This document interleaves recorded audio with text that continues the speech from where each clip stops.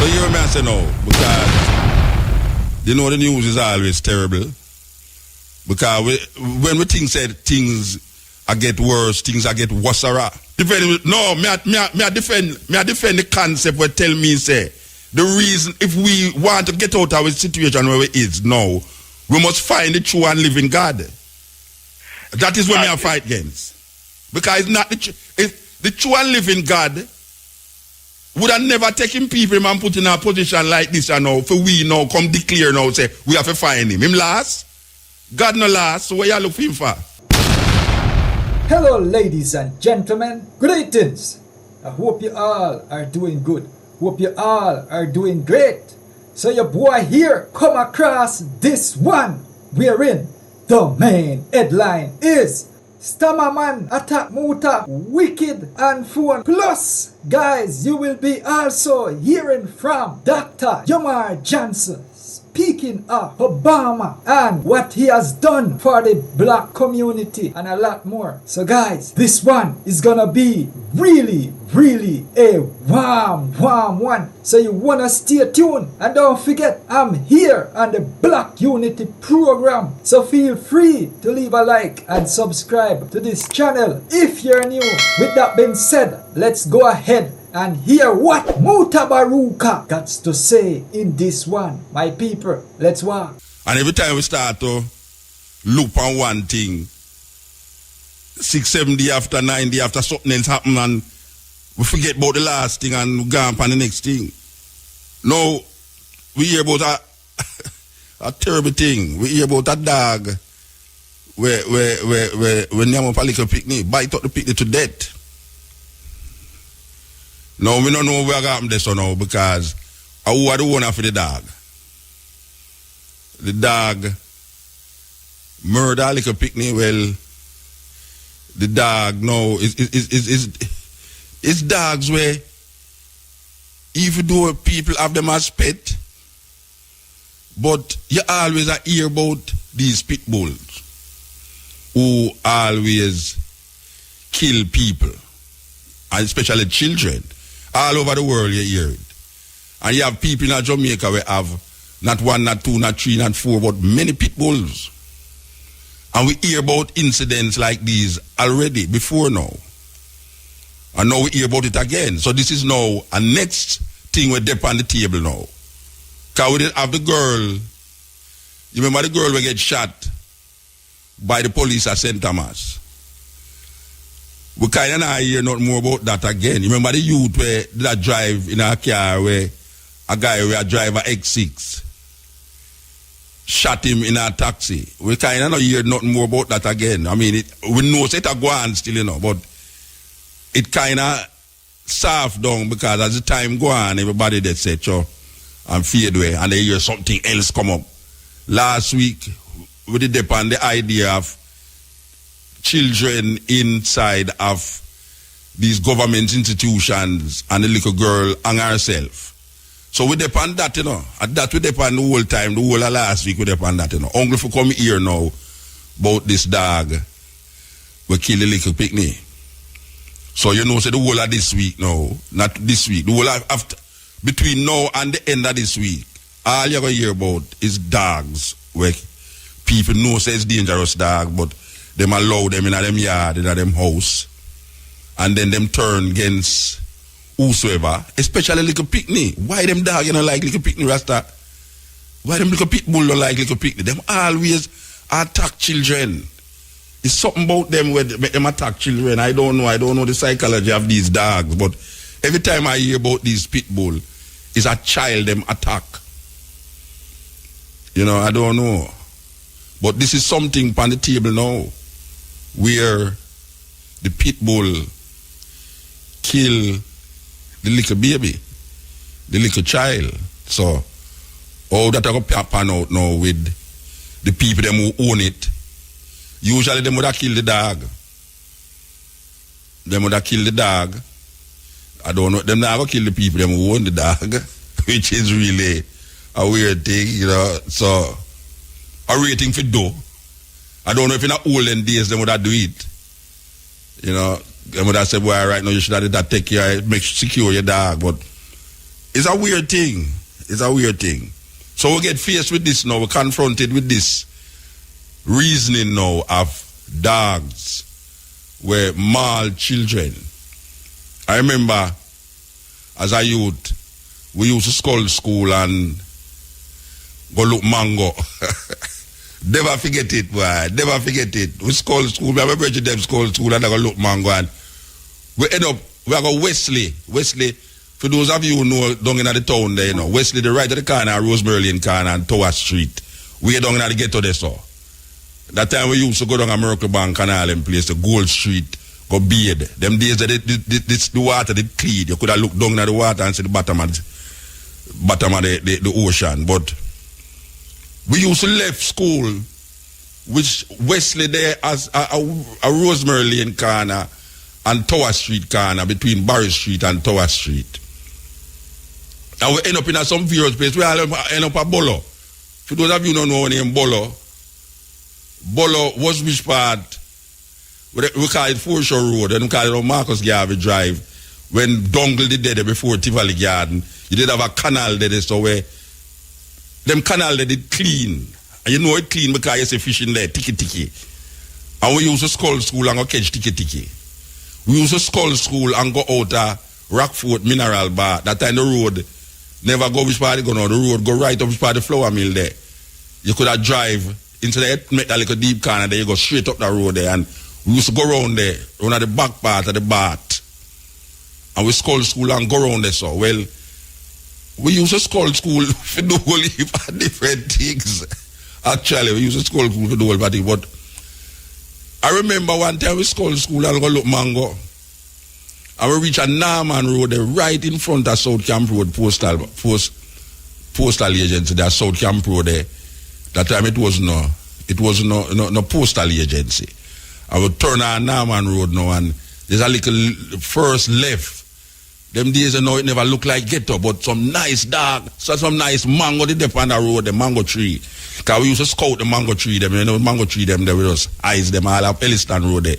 Right this part KC there. You have a stream of yard up there so where a pure mango tree there they saw. So you just don't just we don't know which part we used to get the stone them, or just stone the mango tree them and somebody shout at the yard, the whole of it run. Gone up Elliston Road, hand to Caxton Park and go around there so which part you have Machado Sport Club right now Woodford Park there so. Alright. So we are going and look for the mango tree. And we know exactly where the mango tree there. A two-story we are going to talk about. We are store the mango tree to rot in. We hear whoop, whoop, whoop. And we don't check to the dog them outside of the road. We don't check to the dog them outside of the road. So we did that store the mango tree all of a sudden. Me I tell you, man. Them days we are wearing short pants, you know. And one of the dog them jump on me, you know. And me drop a ground and the dog down in my chest. And my knees scrape up now with the short pants, you know. And me don't know how or what me did do. And me just get some form of strength there, the rasta push the dog, you know. And trust me, the dog couldn't catch me again because after the dog realized, boy, I can't hold me down on the ground. Believe you me, you know, so we never go back around that dog, around that mango tree there again. So we end up in a camp, Duppy Gate. For those of you who don't know where Duppy Gate there, a tough luck, I'm not going to tell you though. Anyway, we have my friend them used to go up a camp. Because one of my friend them used to be, him father was some big soldier up there. So we used to go up all at the mess hall, go swimming at the swimming pool, and all them way there. But when you come down from camp now, there's a long road from up at the top, come right down to Duppy Gate. But they have a big mango tree up there. A eerie mango tree, you know. Because them diseases there, we don't even know East Indian mango, Julie mango, appear like a black mango and eerie mango we are look after. Because in our area, them Julie mango, East Indian mango, and Bombay mango, them mango, they don't exist right now, them area there. Anyway, me day up in the tree, me and my brethren up in the tree. All of a sudden we hear, boy, I want to do up in the tree. It's when we look, soldier So we come out of the tree now, we can't run, we not go run, you know. No, we not go run because soldier them na them jeep say, we only know, so we only not supposed to up here. We say, we kind of get humble now. The man say, all right, you don't know, stand up in front of the jeep. So we set up in front of the jeep. I kid you that this is not a joke, this is a serious thing.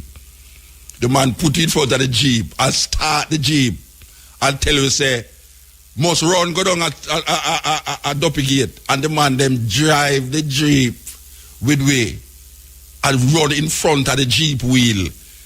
And just remember, the only thing where never so bad is that him keep the jeep at the same pace. I go down the road, him never change no gear and push him foot on the gas to run faster. Him just keep the jeep at the same place. And me and the brethren are run in front of the jeep till we reach Duppy Gate, boy. I say, yes, I saw it go. But trust me, you see mango, mango is a thing we get enough little pick there. It's a problem when it come on to school and when it come on to school. Cutting edge. The reasoning is that if you know you have a pit bull in your yard, trust me, rein it in because you never know. Them dog there is unpredictable. Believe you me, them dog they not stable at all. Unpredictable. And everybody in the world know that.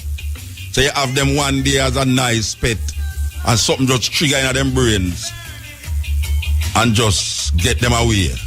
Turn against all the people them who feed them. Yeah, this is the Cutting Edge and RFM. We want to tell the sister who we're supposed to interview if we call the operator and leave our number. We are talking to the sister about the music, the royalties and things that we are told that will be disregarded or taken away from musicians because of a new law them institutionalized in of Europe. So we don't have the phone number. We want you to call the operator and we call you back. You understand? That's a serious thing. But we have a brethren we will go and interview. And really and truly, everybody have them struggles are going on in the earth, you know. And sometimes the struggle them they're so far from we that we don't hear about it. But you know what them say? Every man thinking burden is the heaviest.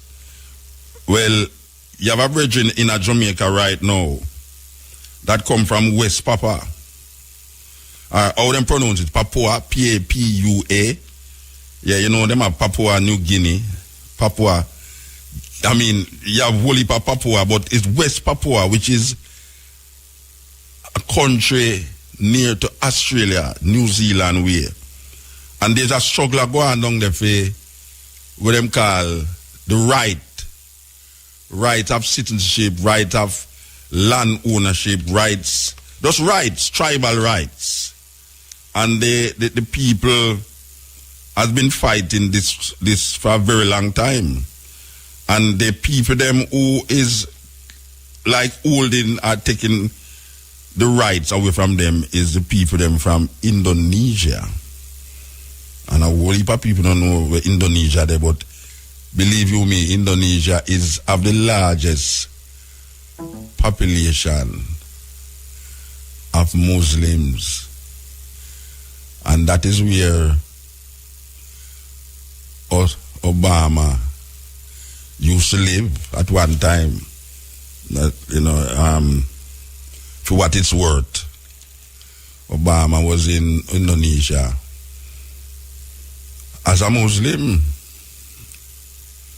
Well, these people, just like the Aboriginal people in Australia, who is fighting for them land, just like the Native Americans, just like any indigenous people all over the world where the Europeans go and where other people feel that them should colonize and leave the indigenous people out of the government. As a matter of fact, these people, one of the reasons why them never want to give these people, them never want to give them independence, was because them feel that the people them too stupid for work with democracy. You see, so them couldn't put democracy in the people them on because of so-called incompetence. Yet still the people them still there. So we have one of the chief them here in Jamaica, him named Chief Benny Wenda from West Papua. And we want to interview him soon. And we also want to talk about, as we say, royalties owed and might not be paid. For those of you who listen to the Cutting Edge regular will know that from last year we have been telling you about this Mayan calendar. The Mayan calendar is a calendar that is used outside of the Gregorian calendar. So these Mayan people never used to use the calendar that we use, Western people use. Them create them own calendar based up off of the movements of the stars, sun and the moon and all, and the earth. Well, the Mayan calendar, it is said to be one of the most accurate calendars on earth. And according to the traditions of the Mayan calendar and people who know the Mayan calendar and the prophecies that surround the Mayan calendar, they say in the years, 20,000 years, they have the calendar, it's never wrong yet. But the thing with it is why people now is making a big deal out of it is that the calendar ends this month on the 21st of December. The Mayan calendar don't go further than the 21st of December, which is the conclusion of our next 5,000 years in the life of the calendar in terms of how them separate the times of that calendar. So what is said now is that every 5,000 years, according to the Mayans, something in the world, something in the atmosphere, something in earth, something in the universe come to a fulfillment. So there's a shift in things, maybe ideas, maybe the physical manifestation of how the earth shift, and there's what they call it, alignment that is supposed to take place. Well, we don't know. I don't know about it. I mean, I've never experienced it. I wasn't here 5,000 years ago or 20,000 years ago. But people take it serious. And these people who is taking it serious is not the people them who was listening to this guy last year who said the world was going, Jesus should have come and the rapture was going to take place. It's not the same kind of people them. As a matter of fact, I am told of a pilgrimage that will take place in Mexico amongst the pyramids of the Mayan people. Big concert that will take place down there. I was saying today that sound like something where I love go. Yeah, that sound like something where I love go. Believe you me, right in them pyramid there, the Mayan pyramids. But the 21st of December is just like 2 weeks from now. So we will see what the stars and the alignments of these planets will say when the 21st come. Or when the 22nd come. It's a serious thing. I mean, we're talking about that, you know. We have a tape where we want to play next week. We're going to play it next week. Is one of the most is one of the scariest tape I ever hear when it come out to the earth and what could take place if the earth stops spinning. I mean, I am listening to this tape. I'm watching this thing and I am saying, no, believe you me. When you hear people that talk about heaven and hell, God and devil, and all these things, them things are just illusion. It's just man. All of them things the man created. They don't have nothing to do with certain situation. It's like the thing with these things, like even the man who preach on the bus them, we have this thing down to a T, we feel say, where them I say is where I gonna happen, like hell and brimstone and the bottomless pit and hell, and you're going to burn up in a fire and all these things. And, watch a man. You have a brother named Curtis Mayfield. Curtis Mayfield say, and sing say, if there's a hell, the whole of we have to go down there. I just saw it go. If there's a hell, we all got to go. Now, putting it into the context of the earth, you know, when the rain fall, it no fall upon one man who stop. The rain don't discriminate against the good or the bad. As we can see in Jamaica, over the past, since the weekend here, I see rain a fall like I never know the rain a go stop. And I say, but hurricane season done, so them say. But I see the rain a move from one parish to the next. It's not like it a fall over the whole of Jamaica one time. It's like it has, it's like it has say, all right, St. Thomas, Portland, St. Mary, St. Anne.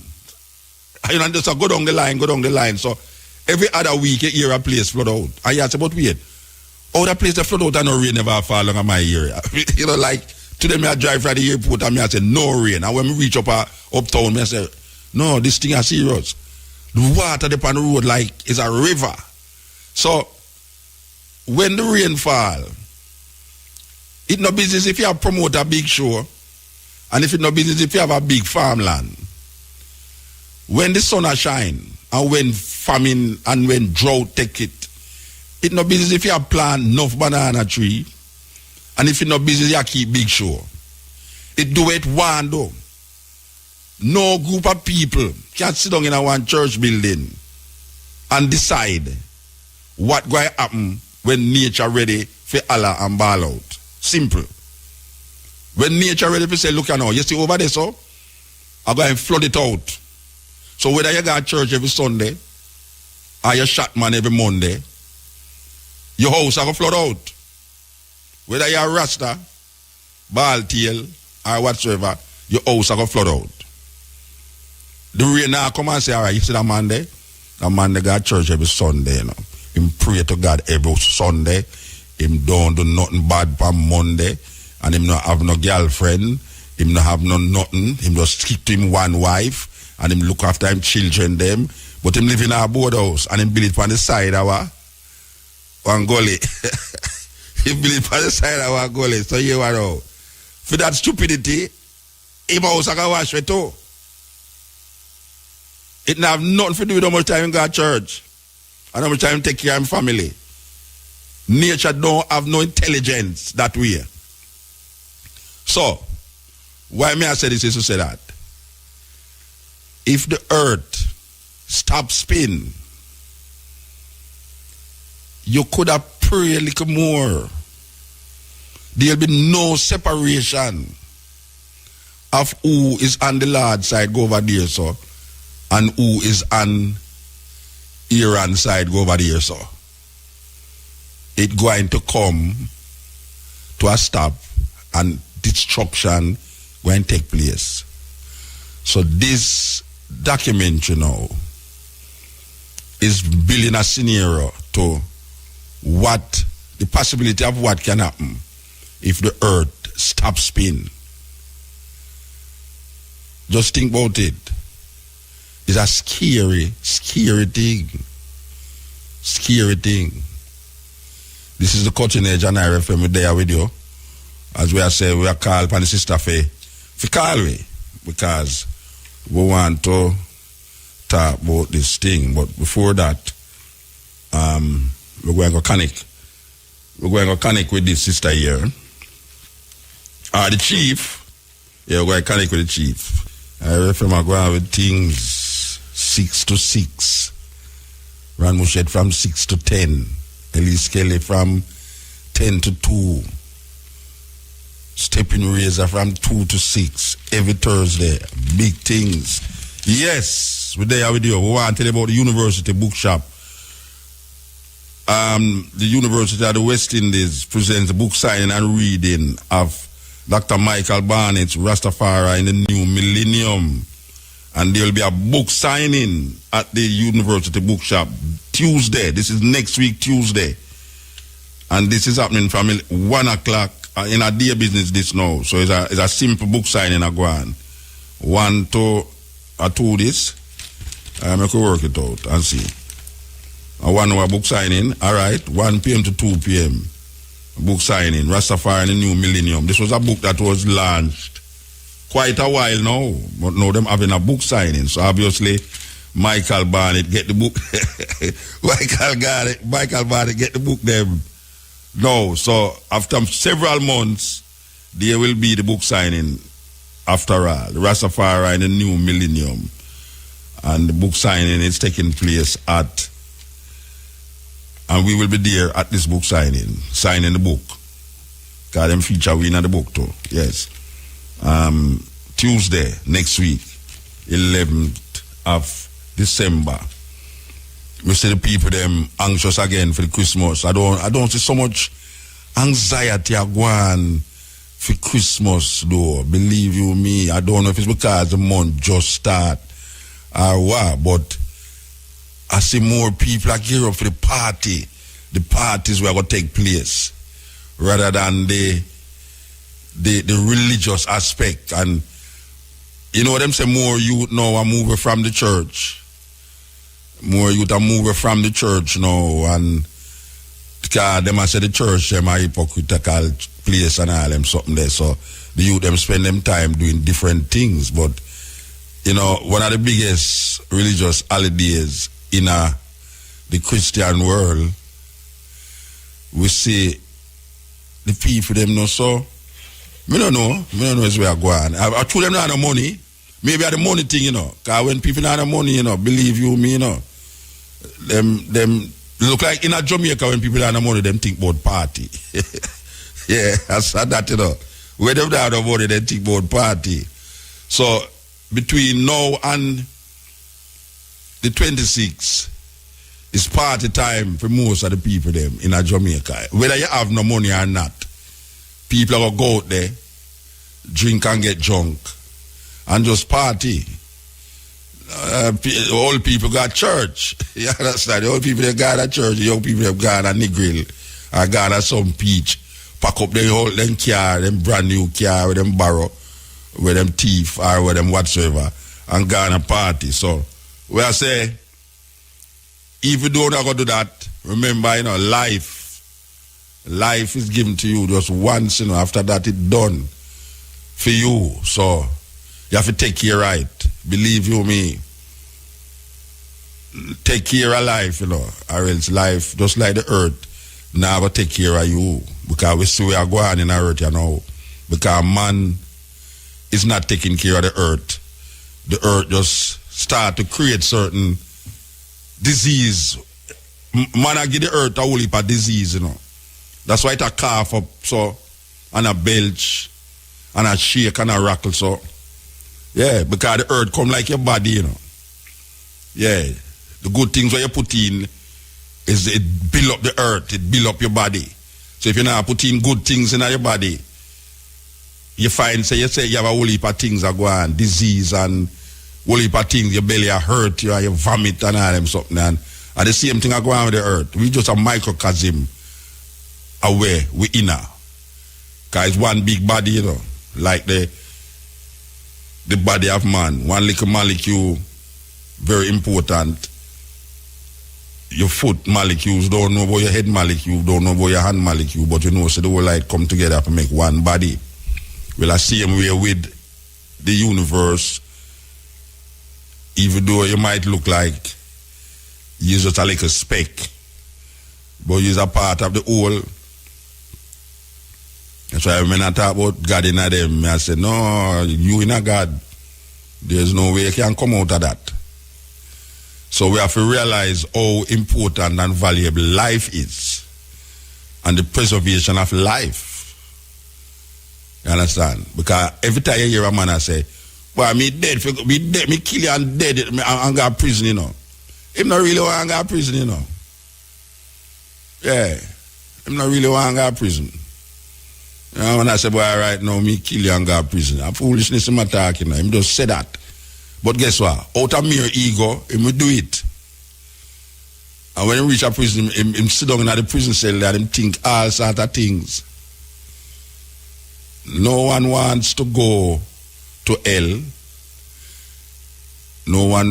Everyone wants to go to heaven. But to go to the two of them, you have to do one thing, and that is die. And nobody wants to die, but everybody is going to die. The human species, the human creature, is the only creature on earth that know say he's going to die, but get up every day and try to prevent that. It's a serious thing. Death is inevitable, but everyone get up every day and try to prevent it.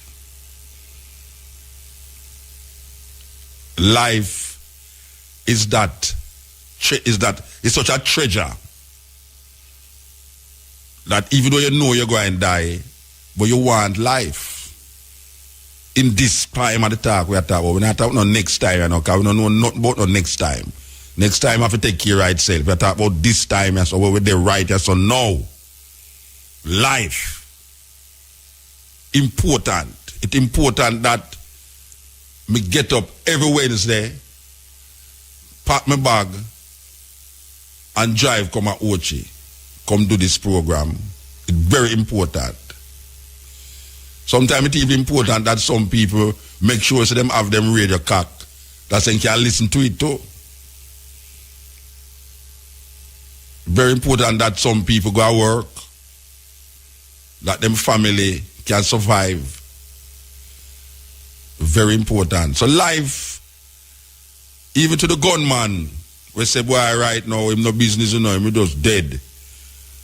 If a man want to kill him no business, you know, because right now, where you take this thing for? Kill me no. You hear some man fight and I say, kill me no. Some people that say, kill me no. They don't really want you to kill them. I joke them I make. You understand? This is the Cutting Edge on IRFM. We're there with you. Yeah. Cutting Edge. Shalom, Muta. Shalom. Yeah, Shaul Shakur from out of Demona, Israel, you know? Which part you there? Demona, Israel, you know? You call from Demona, Israel? Yeah, man, listen to you live and direct, you see me? You're serious? Yeah, man. My brethren Abba just come from down there. Okay. You know, say a brethren come down there that are there from Jamaica there, Abba Zero. No, I just came from Ghana. Oh, you was in Ghana? Yeah. Okay. So what you say? Yeah. Why did that amazing a long time you not come at the Mona there, you know? All the Palestinian bomb them a tree to no down there. No, you see where we at, it's totally different from where Gaza at, you know what I'm saying? No, me know, but when I say them, no did a fire bomb in Israel, man, Tel Aviv, Jerusalem and all them places there. None never reach the Mona. Saying. So none never reach down at the Mona there. None of the bomb them never reach. No man. Hey, brother, say, look, we are dealing with the God of Abraham, Isaac, and Jacob, you know, Yah, Kwadosh, Israel, Yahweh, Zebahot, you know what I'm saying? So we are definitely protected under the umbrella, you know what I'm saying? So only immune to the bomb them? Only immune to the bomb them then? Yeah, man. That's the way I say. You see, no bomb, God not gonna make no bomb drop this so. No, man. Okay, all right, sir. No. You win. For real. All right. You know, but the main reason why I like call still, you see me, virgin? Because the spiritual warfare we're going to Jamaica, you see me? Yeah, amongst people, you know what I'm saying? Yeah. You know, as you know, the history of Jamaica, which was created by them so-called European people, you see me? You know, you remember the first governor of Jamaica, the very, very first governor. Henry Morgan. Was a criminal, murderer. He was a pirate, yeah, murder, criminal. So that same spirit still lingers around Jamaica. If you understand what I mean, you know what I'm saying? Yeah. So me I listen to you I said earlier about man one dead and thing there. But you see the spiritual warfare what going on Jamaica. Yeah. You know what I'm saying? And the negatives thing you know, these things go to prolong unless the people know who is the true creator, the God of the universe, you know, Yah, Kwadosh Israel, Yahweh, Zevahot, you know what I'm saying? So wait, let me ask you a question now. The people them in Tel Aviv don't know who the true God is. Yeah, man, but listen. They know only Papa ma drop on them over there, man. Remember, all right, let me tell you, let me give you an example. In Tel Aviv, it's like New York City. Yeah. You know what I'm saying? Yeah, Sodom and Gomorrah mentality, same way, you see me? Okay. Yeah, Tel Aviv. We're not hiding no face on so want to Gaza now. Oh, okay, all right. Sodom and Gomorrah that too. Gaza now.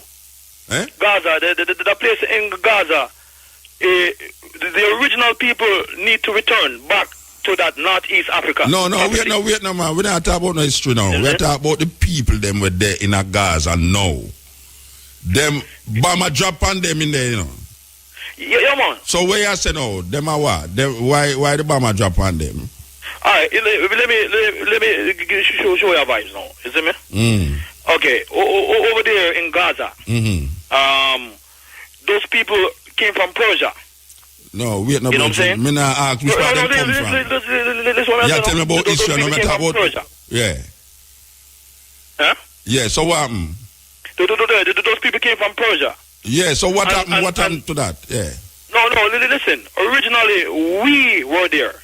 We so-called African American, West Indian. Yeah, there was in Palestine. Yeah, in so-called in Palestine. Gaza, yeah. Over there is the Canaan land. Yeah, me know. So the reason why the bomber drop over there is because them is not the right people them then. No, brother, let me tell you something. Me personally, and a lot of people know that it won't be peace in that place until the real people return. No, but you know, all right, wait. You just said Jamaica have a spiritual war. But you asked me, you asked me about Gaza, so I tell you exactly. Because me a link what you say about until the people them find the right God, the spiritual war will continue. Most definitely. Yeah, so when me I say now, the people them in a Gaza and the people them in a Tel Aviv, them not find the right God. That's why them bomb one another. Brother, let me. Can I just give me a chance to explain, please? I want you to who understand. I want to clarify something now. Okay. All right. The children of Israel. All right. The real children of Israel, which is I and I. You know what I'm saying? And the children who were brought in slavery all over the North America and Central America and the same people that were kill one another in Jamaica, yeah. Okay. Yeah. We are the original children of Israel. You know what I'm saying? Yeah, there's no doubt about that. But what's going on over there in Gaza? All right, those people are claiming those people are Jewish. You know, like for example, you're saying reddish, whitish, yellowish. They're Jewish. You know what I'm saying? The word ish is pertaining to. You know what I'm saying? The word Jew came from the tribe of Judah. And Judah definitely are black people. You know what I'm saying? It's black people. You know what I'm saying? So those people over there living in a false pretense of living in someone's lifestyle. You know what I'm saying? The original lifestyle is us. Yeah, you know what I'm saying? Brethren. Yeah. We never talk about lifestyle now. What may I say? No, but you just say. I'm getting to the point. I'm getting to the point. Yeah, but you take too long to get to the point. What may I say? The reasoning is that there's a spiritual war going in Jamaica. And until the people them find the right God, the spiritual war will continue. So may I say now, there's a spiritual war going in Tel Aviv. No, not spiritual war, physical war. Then, all right, so the spiritual war now going in Tel Aviv then. physical war. Spiritual but and physical. Then that But mainly no, physical. there's a you know what I'm saying? spiritual war going on in a Tel Aviv. Definitely. And there's a spiritual war going on in a Gaza. Yeah.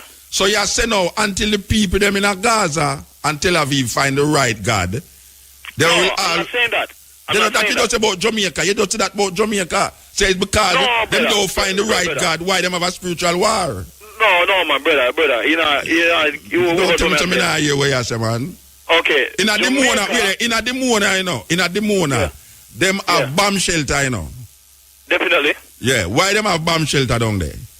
Because a bomb could have a leak down there any time.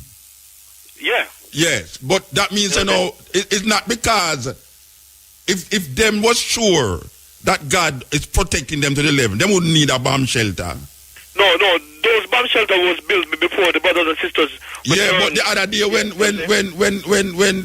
name they did that drop Scud missiles in a Tel Aviv, when name Saddam Hussein did a Lego Scud missiles in a Tel Aviv. Everybody when them hear the sound, the siren, them help for the bomb shelter. Definitely. You're right about that. Yeah. So where you say now that the point. All right, they might protect themselves from the bombs. Yeah. So them not in no spiritual war then, but them might protect themselves from the bomb. God now protect them. Brother, can't be naive. You know, you have to protect yourself also. All right. That way I say no. So if you protect yourself, whether or not God is by your side or not, you have to protect yourself. Most definitely. So, the Jamaican context now where you say until them find the right God, they will always have a spiritual war. Where in the world that do have a spiritual war? Where in the world that there's no spiritual war? All over the world there's spiritual warfare. So, but tell me one place where there's no spiritual war. There's no place where there's no spiritual warfare. Okay. So nobody no find the right God then? Up to now, nobody no find the right God then? No, brother. Don't try to manipulate what I'm trying to say, brother. You know what I'm saying? Okay. The point I'm trying to say to you is this, brother. In Jamaica, when the slave master took us to Jamaica, they forced us to learn about that so-called man with they put on the cross. Named Jesus, yes. Yeah, you know what I'm saying? Yeah, they call him JC. Which, if you know the origin of Jesus Christ, came from the word Zeus. Yeah, we know the origin. Wait now, nobody go to them history, brethren. We know the originality. We just talk about the situation where you put in front of we say, until we find the right God, we're going to always have the spiritual war. I have specified Jamaica. In other words, you're going to try to show me now, say, Jamaica is in the turmoil with them in because them don't know this right God. But yet you cannot identify nowhere on earth that do have a spiritual war, yet still claim the right God. See, in the scripture, brother, it say no. Satan deceived the whole world, which means the Babylonian system deceived the whole world. You know what I'm saying? Teach people about their false God and false doctrine. You know what I'm saying? All right. You know, Jamaica is one of the countries that majority of Jamaicans are Christians. You know what I'm saying? And the Christian teaching is all paganistic custom, paganistic culture. You know what I'm saying? And despite these people going to church and preaching and teaching, mainly preaching, because you know preaching increase and teaching decrease. Yeah. You know what I'm saying?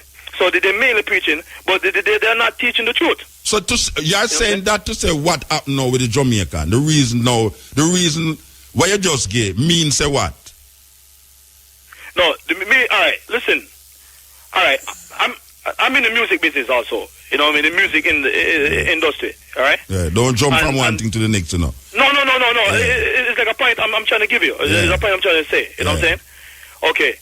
You know, there are certain secret society which branch off the same Christian doctrine that's in Jamaica, teaching and I'm propagating certain things so certain youths thing and people don't learn the truth. You know what I'm saying? All right, I'm gonna give you an example. In the scripture say, "Woe unto the shepherd that lead the people his flock astray." Yeah. You know what I'm saying? Jeremiah 23. shepherd that lead his flock astray. Yeah. You know what I'm saying? We have the great Robert Nesta Marley. Yeah. All right? We had the great Garnet Silk. Yeah. We had the great Jacob Miller. We had all these singers who come and teaching the people that the Emperor Haile Selassie is God. Yes. You know what I'm saying? Yeah. Which is a negative thing. They can't teach the people that the Emperor Haile Selassie is God. So whether You know what I'm saying? all right. So if them teach that, it means them gone astray. No. It teaches they're teaching the young youths who don't know That Haile Selassie is God. No, they're teaching the young youths who don't know the true and living God that the Emperor Haile Selassie is God. All right, yeah. So you say now that in a your thing, them don't know the true and living God. Or else them wouldn't have preached Haile Selassie is God. Definitely. All right. And you know the true and living God. Most definitely. All right. So the reason why Jamaica is in this turmoil is because we in Jamaica don't know the true and living God. Because of the European custom. European so I am teaching. saying to you now, Yes, brother. which part of the world them know the true and living God, that them not going through things that Jamaica is going through? Brother, remember I said to you, Satan deceived the whole world. Yeah, all over the world is going through this. So nobody in the world don't know the true and living God. Because I'm not saying that, man. I'm saying Yeah, I said that some people know the true and living God, but them still go through the same problem as Jamaica go through who don't know the true and living God. Saying. So what is the problem? What is the problem? Why you specify say Jamaica is true them don't know the true and living God? Why them a go through where them a go through? Because other countries who claim knowing the true and living God is going through the same problem and get bombed here, but worse a bomb too. Because of that blessing is coming from Abraham, Isaac, and Jacob. No, listen to. I'm going to say it again. I'm going to ask it again. I know where the blessing I come from. I know the Bible just like how you know it. I am saying to you, why is it that this compassionate, loving, all-compassing God take a little group of people and say, you see them people there, are different from all the other people? Why would God do that? This God who created heaven and earth. Again, brother, this is what I'm saying, because the blessing is coming from Abraham, Isaac, and Jacob. What blessing? What blessing? Remember, Jacob have 12 sons, which is Israel, and he chose Israel. Why? Why him choose them? May I ask you? You not answer. May I ask you why him choose them? Why him choose them people there are different from everybody else? That may I ask you. Why you tell me the Israel thing? Because the blessing is coming from Abraham, Isaac, and Jacob. What blessing? What blessing? Oh, bro. See, what is the blessing? You say you know the scripture, right? Yeah, but me ask you, what is the blessing? I know where you are saying me knowing, but me don't know why him do it. So I ask you, why him would choose, why him would give Abraham a blessing that him never give Ishmael. You can't question the Most High God. Me not question him, and you me a question and not him. And you me a question, me not see God for question him. If me see God, no would question him too. But me I say you me a talk to. Me ask you, why is it that Abraham have two sons, Ishmael and Jacob, and him choose for bless a trickery because Jacob and Esau supposed to get the blessing, and him choose the mother trick the father and put on some skin on him and make the father bless Jacob. So it's a trick right away. So God can't cut a trickery this way, you know. God in a trickery with the mother now, I set up the father for bless this son, where he's not supposed to bless. Yet he have an older son than the two of them, which is Ishmael, will never get no blessing over there. So me ask you the question now. Because you put the thing on Jamaica now, like say, why we wicked. That is why we are going through this thing. And if we didn't know God, the spiritual war is that we go through all of it. If we didn't know the true and living God, your true and living God, the God where you are choose, we would not go through this thing. It's the same thing the Christians say. The Christians say, if we didn't know Jesus Christ, we would not go through all of this. And that the Christian them saying that, so you know. The Christian them there, so you know, say, I true, the reason why an earthquake licked 80, I true them don't know Jesus. And if them didn't know Jesus, earthquake couldn't lick them. No, that's a different story over there. Yeah, but you are said the same thing what the Christian has said. No, I mean, no. I'm not saying that. You putting it that way. No, man, you said the reason why the spiritual war take place in Jamaica is because we don't know the true and living God. And the same thing the Christians say. It's just that they matter about a different God. Brother, let me ask you a question. In Jamaica, right? In Jamaica, Jamaica still have a governor general, right? Oh, you're going like you know. Oh, you're going like you're not Jamaican. Yeah, most definitely. I was born in Jamaica. All right, you know what? Let me put it like this. I was born in the captivity of Jamaica. Yeah, so now you're free. You're there in Israel. No. No, it's not that. But I was born in the captivity. Yeah, but where you're free now. So you're not free now. You're not there at Israel. You're there on the land where God give you now. Give the people Israel with flowing with milk and honey. Now that's what they say there now. Yeah. Yeah, and Bama drop there.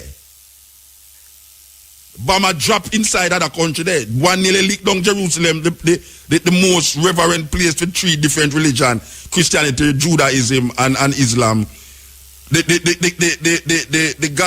Hamas people them shot one bomb over there, nearly blew up somewhere over there, so killed some people, and them thing there. Bus a blow up over there.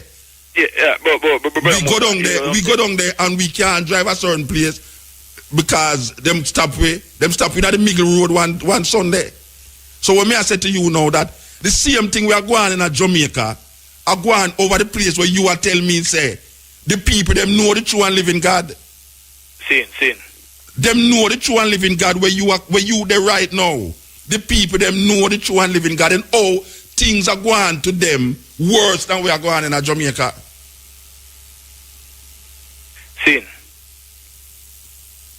I hear you know, Muta. So answer me. That place is a big place, you know, right? But you travel to Israel already, and you know where we situated in. Yeah, and the same Israel and situated on a bomb shelter. Yeah. When the siren go off, everybody head for the bomb shelter. But Muta, the point I'm trying to say is this. But you put it in your own context. You know what I'm saying? The point I'm trying to say is this. All right, the teaching of that Christus that they teach us about, and the teaching of the Emperor Haile Selassie, we are Rastafarian. Yeah, it's wrong. You say it wrong. You say it no.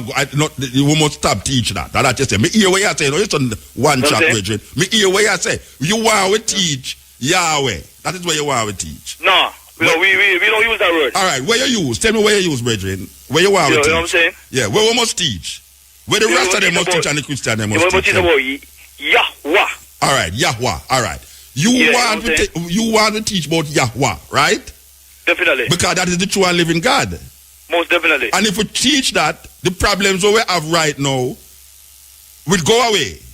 Will alleviate. Yeah, it will alleviate the problem. Most definitely. So we are in the world saying that alleviate the problem. We are in the world who will say Yahweh alleviate the problem. And that may ask you where? Demona is just as smart. Me can show you some place in Jamaica where no gunshot now fire. Me can carry you go to some place in Jamaica where them no know, them never, no thief, no passes so in 100 years. No gunshot, no fire there.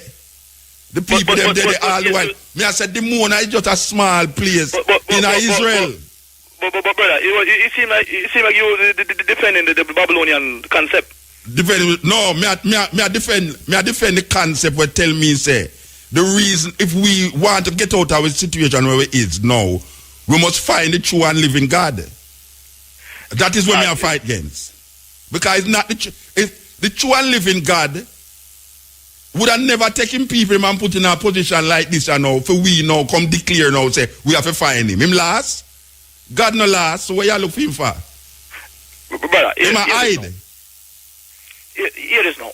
Alright, the people, alright, when we were dwelling in that place. Anyway, brethren, yeah, brother. you kind of did I know you're called from Israel, but we have an interview for God do with a brethren here where me don't know if him have the true and living God in him, but him have some serious problem, land issues in the part in Australia part there, New Papa, okay. West Papa, you understand? And me don't know. We have to deal with them situations there. So me don't know if it's true them don't know, why them in the problem. You know, but me know say you have some people were dead in Israel when know the true and living God. And them house broke down, bomb dropping at them house same way. The Europeans... Gunshot fire. I don't know the Europeans are do it neither. No, the Europeans are do it. Well, brother, the Europeans who came to that place are not the real people, you know. You know what I'm saying?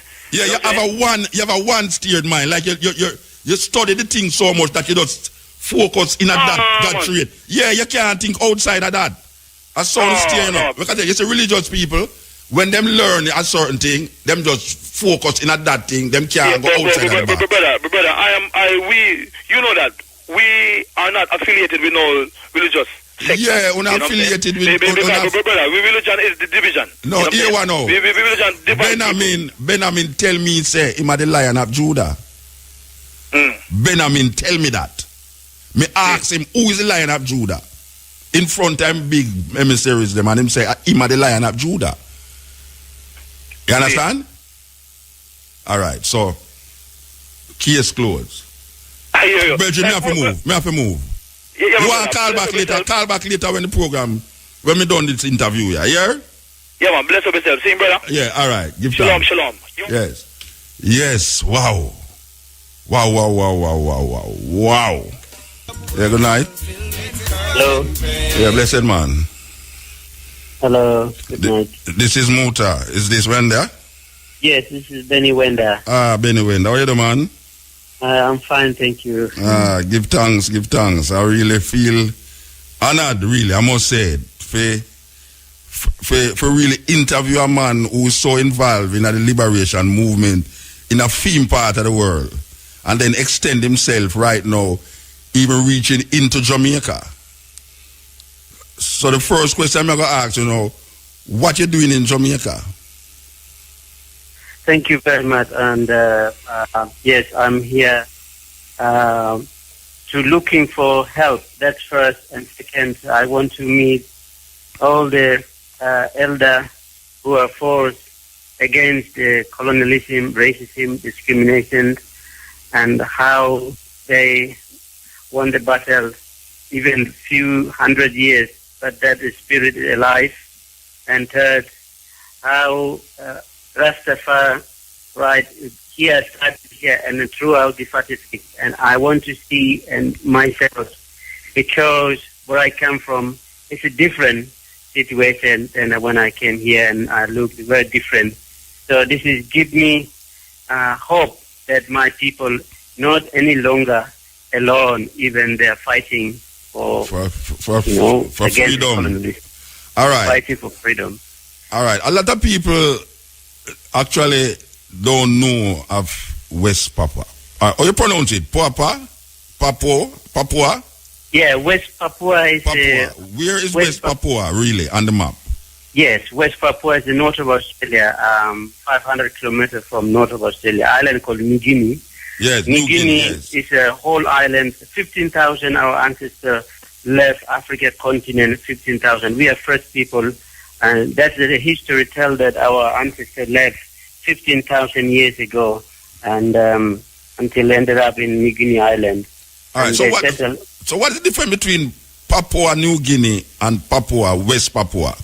Yeah, West Papua used to be Dutch colony. The Papua New Guinea, now a country called Papua New Guinea, it used to be East Papua, but now they got independent because the British colonized the other half. Is now a country called Papua New Guinea. Okay. So the other half is one colony to another colony, which is now Indonesia illegally occupied. 1963, then there's almost 500,000 men and women being killed. It's a secret genocide. Yes. And there is already have been investigated only 100,000 by Amnesty admitted, but there's more than that. So, all right, these colonizers are Indonesians. Yes, that's Indonesian. All right, explain to me how this colonization come about. Yeah, actually, Indonesia claimed that all the former Dutch colony called West East Indies, it's the west of Indonesia islands.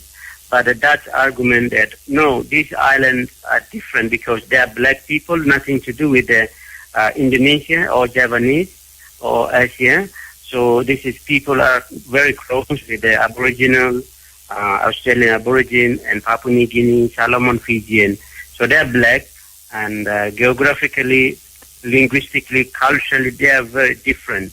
You know, that's the argument. They give us independence in 1961. We have a national anthem called Parliament, and also Army and coat of arms, everything.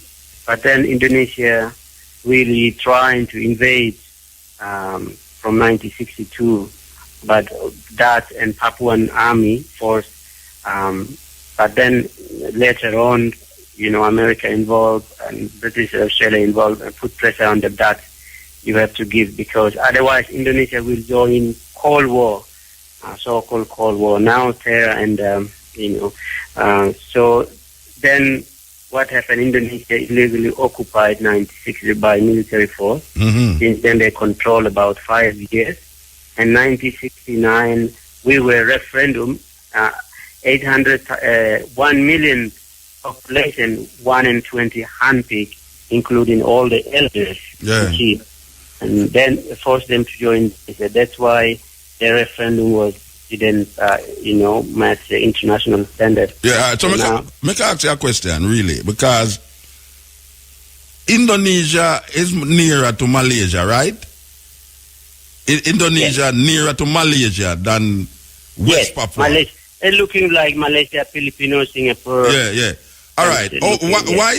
How is it that they never?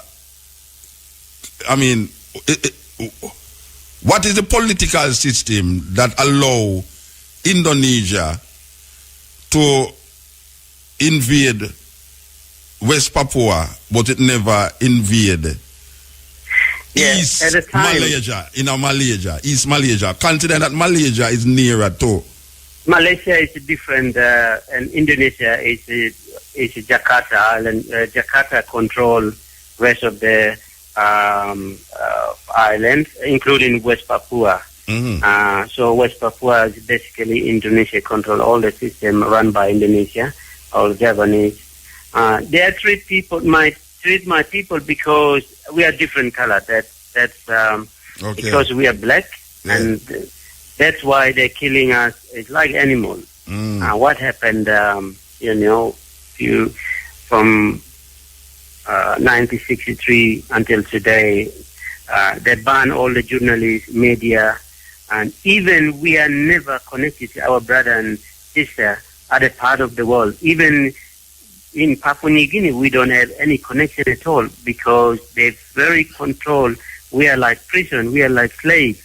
So that's why when I was leading peacefully in West Papua and they put me in prison 25 years, they want to kill me, and then I escaped. So you was in prison for 25 years, or you got? Yes. I was leading peacefully demonstration in West Papua because when I graduated 1999, my people chose me to become a leader of chief as well as a political leader in West Papua. I leading marching peacefully. So then they don't like me because I'm leading toward independence. They put me in the prison. 25 years just holding Morning Star flag. Morning Star flag is our flag, national flag. So 25 years, I served 1 year, and they want to kill me 3 times inside the prison, and then I break the ventilation and they crossed the Papua New Guinea, came to United Kingdom. Now I'm exiled. So you escape? Tell me carry me through the escape. You escape from? I escaped. One thing, because I strongly believe my ancestor took me to, save my life. I escaped because there is in the prison you cannot escape, but something that I believe, because my people are crying for freedom last 40 years, nobody here. And I said this word, I call all the ancestors fighting for the justice and freedom around the world. That was just a while ago, believe, kill and believe. Yes, I just believe, and that believe in the spirit. Yes. And I said, I want to leave my land with the tear, but one day I will come back. Yes. But I'm going out there looking for help, looking for support. So that made me, same time rain and wind blow everywhere. And then I break the ventilation and I escape until I cross the border 2 weeks, my mountain route, and then get the Papua New Guinea. And one of my brother and my sister here is Helen, that family helped me to came. So to what happened to your UK. family that you live inside West Papua? Yes, all my people, I left them behind. Yeah, Left what happened to them? behind. They're still there? Yes, they're still there. Oh, They so still- they didn't take out anything on them, like say because you escape them, I'm going to torture them, kill them, or whatsoever. Yes, after I escaped, one of my brother, they torture him and put kerosene, kerosene in the head. His name Peto Wenda. Yeah. Kerosene in the head and burn in the fire. He's still alive. That's me. I'm still alive? Because, yes, he's alive, but then, he's burned his, put the kerosene in the head and they put the matches in the head and burn. So they make me angry or something, give up. They just give the sign for me. But I'm still continuing to All right, fight. so how long you been in England? How long you been there? Yes. How long have you been in England? I'm in England nearly 8 years now. And what you do there? What you do in England now? I'm form a campaign called Free West Papua campaign based in UK, and I mobilize political support as well as the a lawyer group and seeking for support. I formed a group in UK now, the worldwide campaign. Mm-hmm. And how that going? I mean, you're getting any big support, or people recognize that this is taking place? They make any to United Nation, Indonesia as a Muslim state, how that working out? Yes, because Indonesia, biggest Muslim country, but because my people also they're Christian, 95% Christian. Maybe that's one thing that they're trying to, oppress my people. Yeah. But when I escape and then come to UK, this is opened my eye and opened everything a door, because when I was in West Papua, I never think that there is a black people out there, because we don't have any opportunity to travel to mingle with black people. Yeah, you think Uno was only black? Honestly. Then, but our history tells that our ancestors always passing this message. We are two groups left. We're a long way to come to this place, but these people one day they will come. That story is still there. And then my parents told me, when you grow up, if you got your, if you have a son, you need to pass this message. Yeah. So we don't know what will happen. We just carry on this story, generation to generation. But then when I came out, and when it was 2000, really, put the Google, one of their friends, he went to West Papua, my friend is Mike, he told me there is other black people out there, and then I surprised, then I know there's other black people. When I came UK, I was excited because I can see all the black people in Africa, Caribbean. Yeah. And so you didn't know about young people, the Maori people in New Zealand and Australia. You never have no link with these people who was also fighting against colonialism too. Still fighting against colonialism.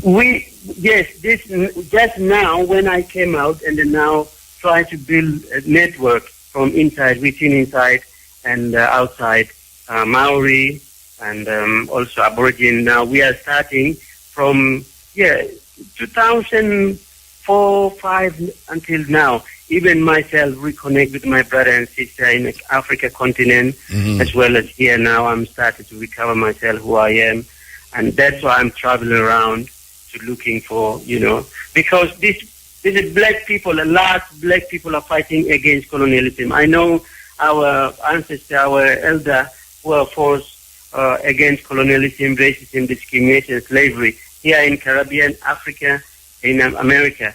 But in West Papua, we are still fighting this purely colonialism. Yes. So that's why I'm here to seeking help, as well as treat my people differently because we are black. Even we had a Rasta, even we had a beer, they're beating my people because if you have a dreadlock, they're suspicious you are rebel or you are separatist against Indonesia. You know, if you have a beer, then so almost all the freedom fighters, they have Rasta, you know, in West Papua. They're hiding in the mountains, fighting with a bow and arrow, spear. You mean the locks?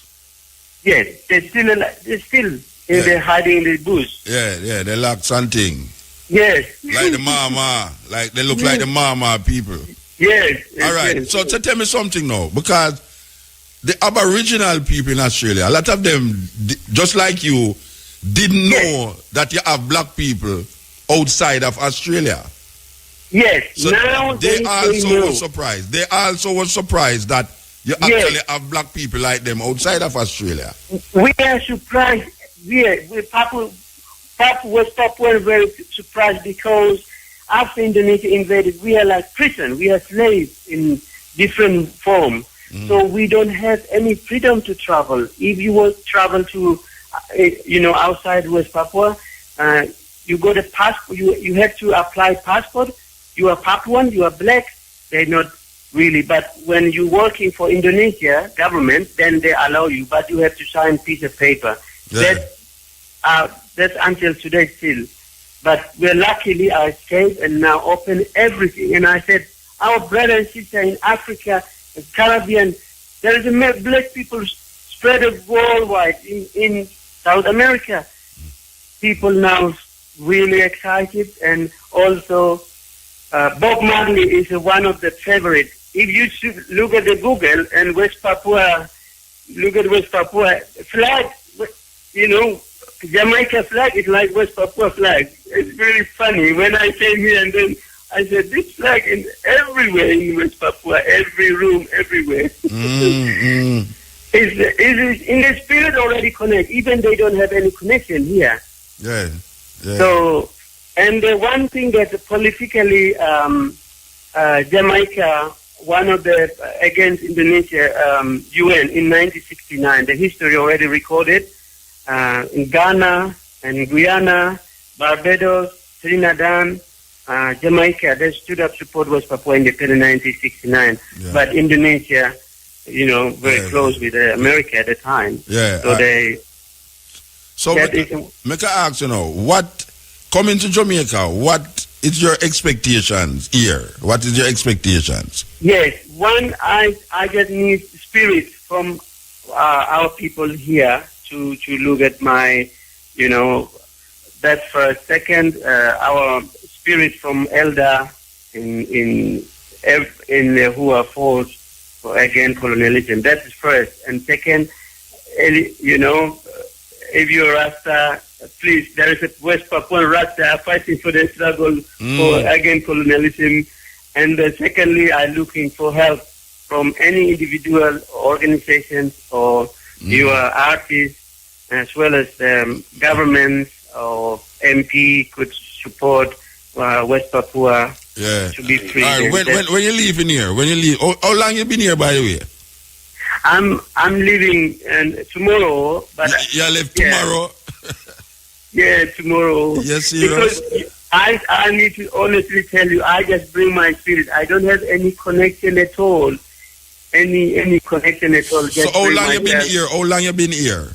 I've just been here. I arrived Sunday. Yeah, but that is not enough time to gather our honest, enough support. Yes. You say Sunday, Monday, Tuesday, Wednesday, Thursday, Wednesday. That is not long enough. I will come back, but mostly thank you for, allowing me to, be in part of this radio program. It means, I really, really appreciate, and I hope the people out there, could, So where are you going after you leave here tomorrow? Where are you going?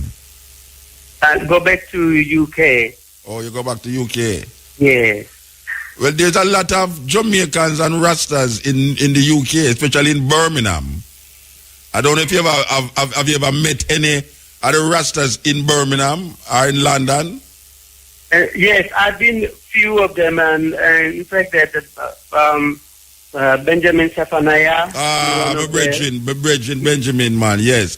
He really supporting the cause, and that's the first man I met last time. Benjamin. Yeah. When you go back to England, tell Benjamin say you talk to Muta upon the cutting edge, man.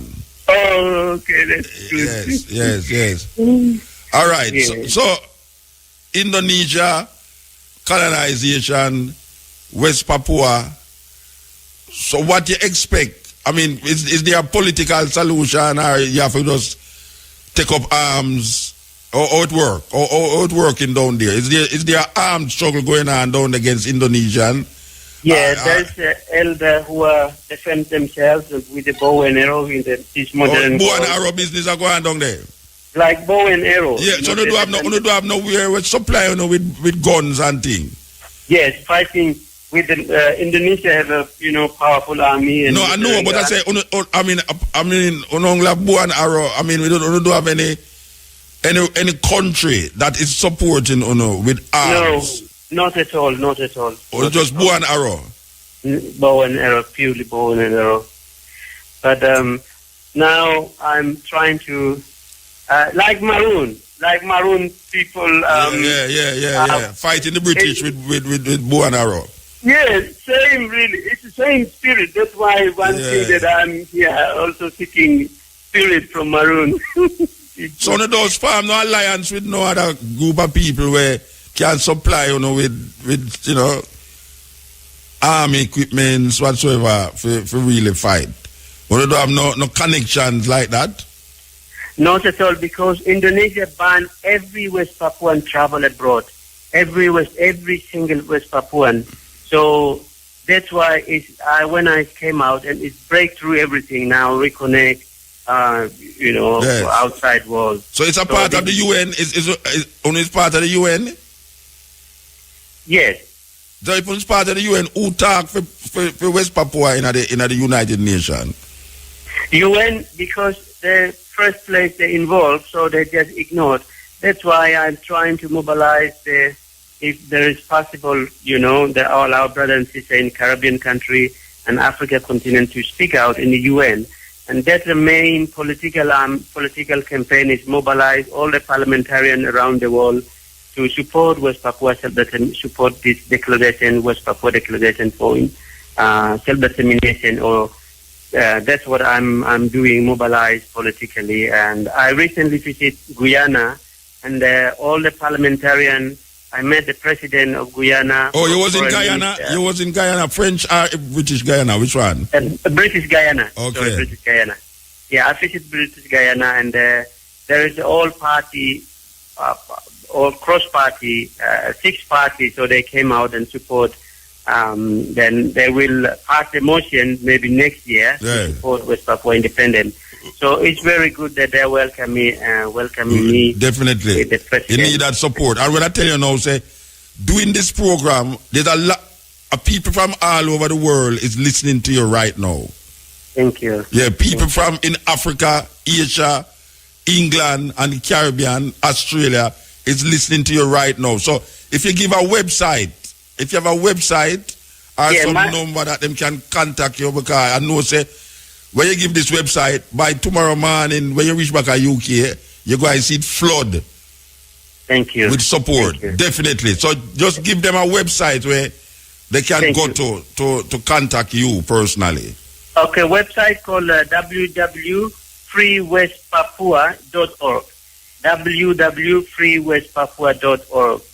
And the parliamentarian website is www.ipwepe.org. All right, spell that, Itewete, spell that. Yes.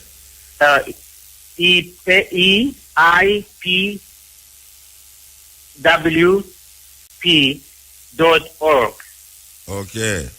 That's a parliamentarian. They already signed up all over the world, a parliamentarian group from around the world. So they invite me to, and then I visit those countries, as well as mobilize the politicians and the lawyer group, because internationally, under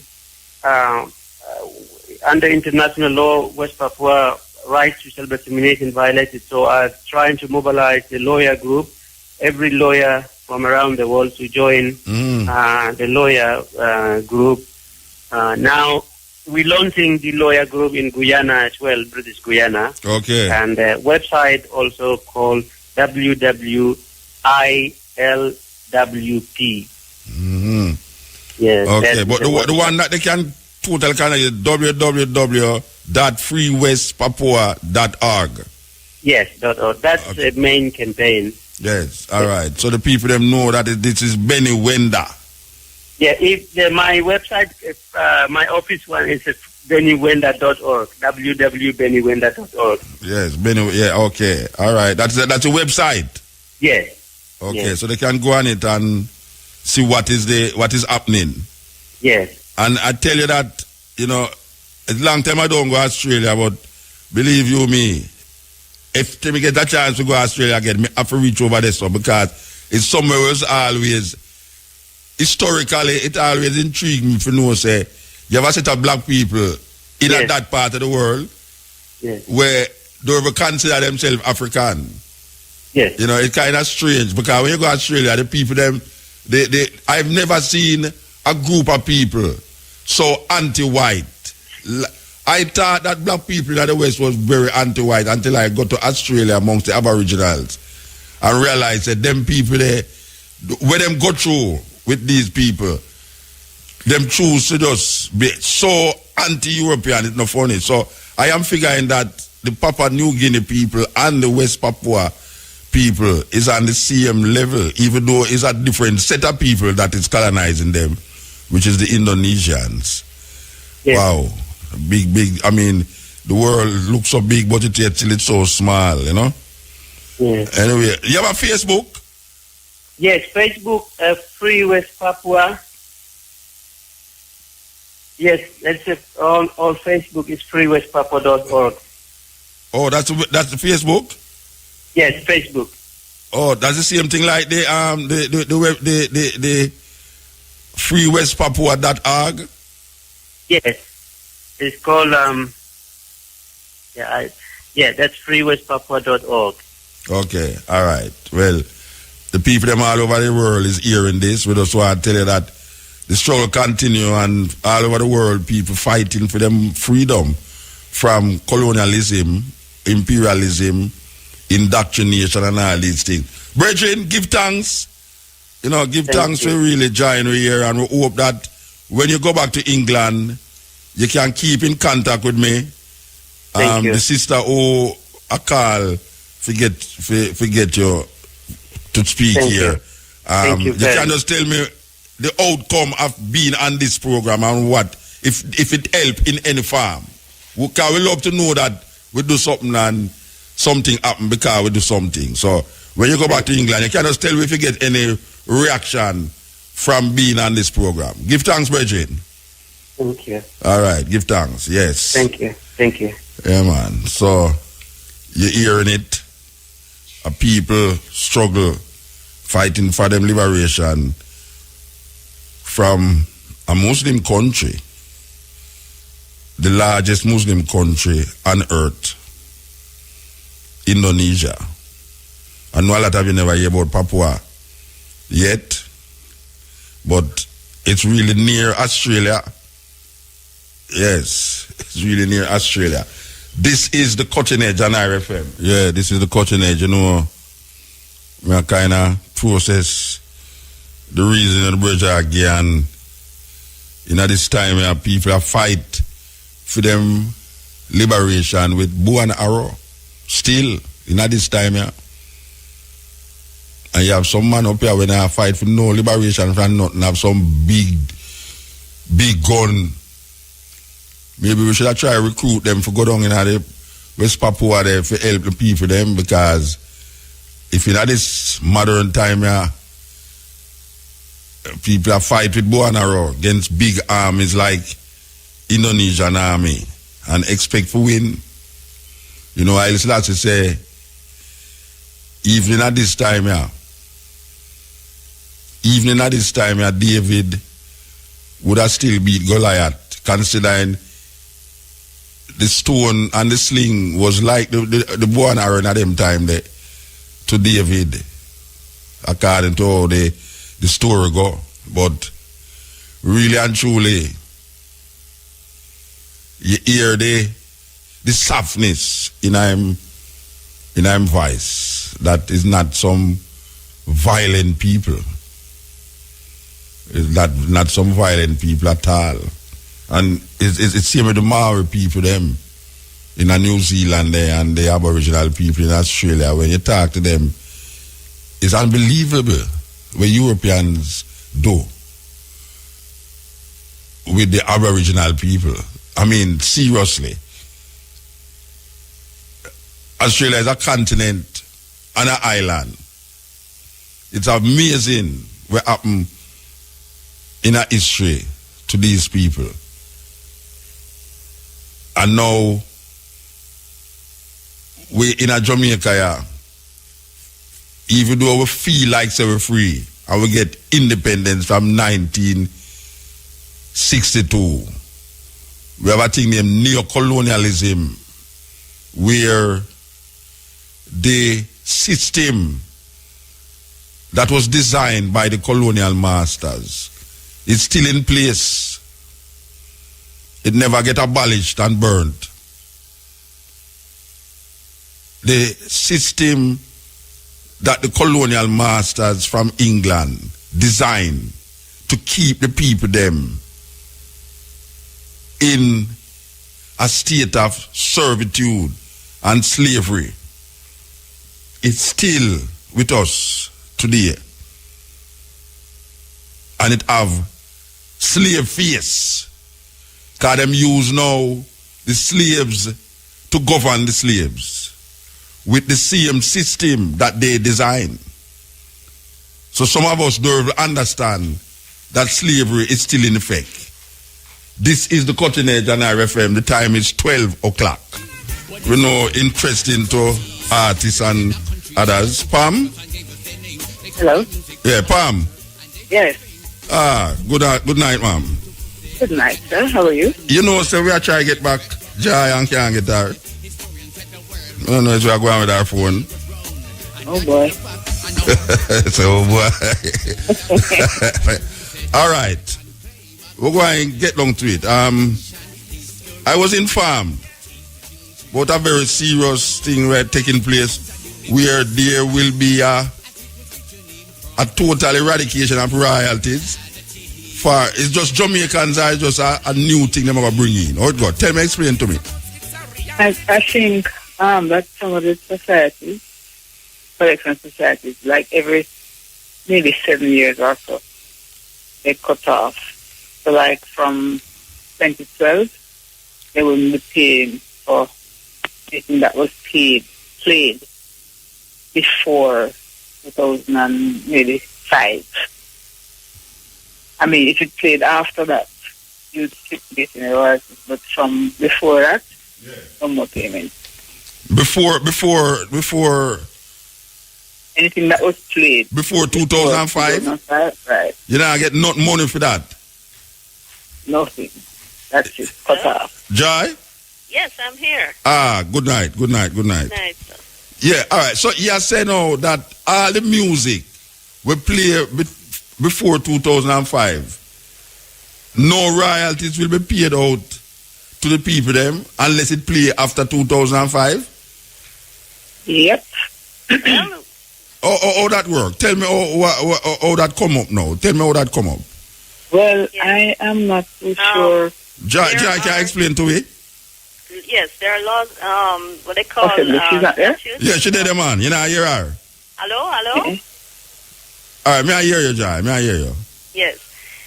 Every country has a set of statutes that they have to abide by in terms of the operation of collections management agencies. Mm-hmm. And for PPL UK, they specifically have only 6 years within which they can disperse those funds. So across every country, when they collect the monies, you have to actually be keeping your works up to date, Mm-hmm. registered, your repertoire registered up to date, because by the time they're ready to send out payments, you'll find that, you have to be have your things there already in order to catch the 6-year time period.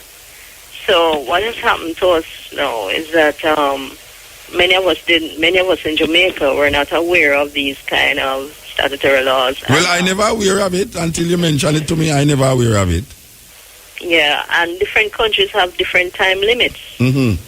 So you might have one with 6, one with 7, one with 3. It just depends on the country. You have to find that out. All right, so one wouldn't know. I mean, for instance, what them call them people, they will collect money in Jamaica. J-Cap. They know of this, right? Well, I would figure so. I would hope so. Pam, you belong to J-Cap? Yes, I do. You don't know of this thing, right? The members in a J-Cap know of it. I don't know if all the members know. There are so many different areas and things to do with collections. But J-Cap should inform the artists them about that. Even them artists them who belong to J-Cap. Them should not inform. J-Cap is really not an artist organization. It's for writers and publishers. Yeah, me know, but I mean...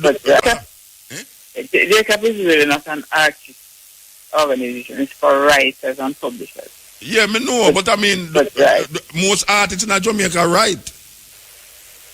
I is an artist and I write. I poem them and publish them. So there should have been some information going out there, because you talk about now the majority of Jamaican music before 2005. The majority of Jamaican music was made before 2005.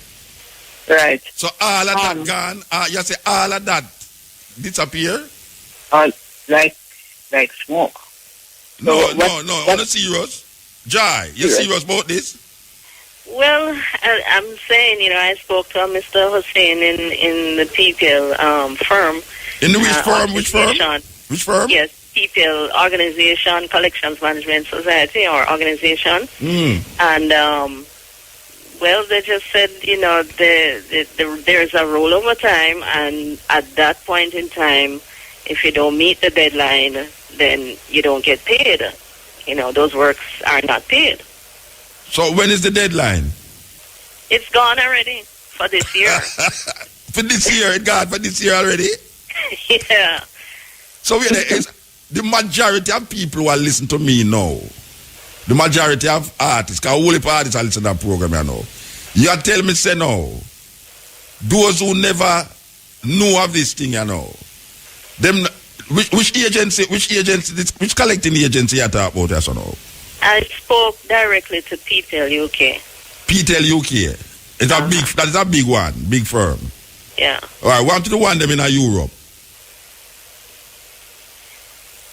One to the ones them in Europe, like France, Germany, and them places. Yeah, well, they have some various things, and that's what I said. We have to find out which one has which year, because like for instance 2005 now, the year period for them ended 2004 to 2005 at people, but in France, Pedidam and other places they may have a different turnover time. But I know that there are some agreements that were out, that I know that Pedidam now is turning over.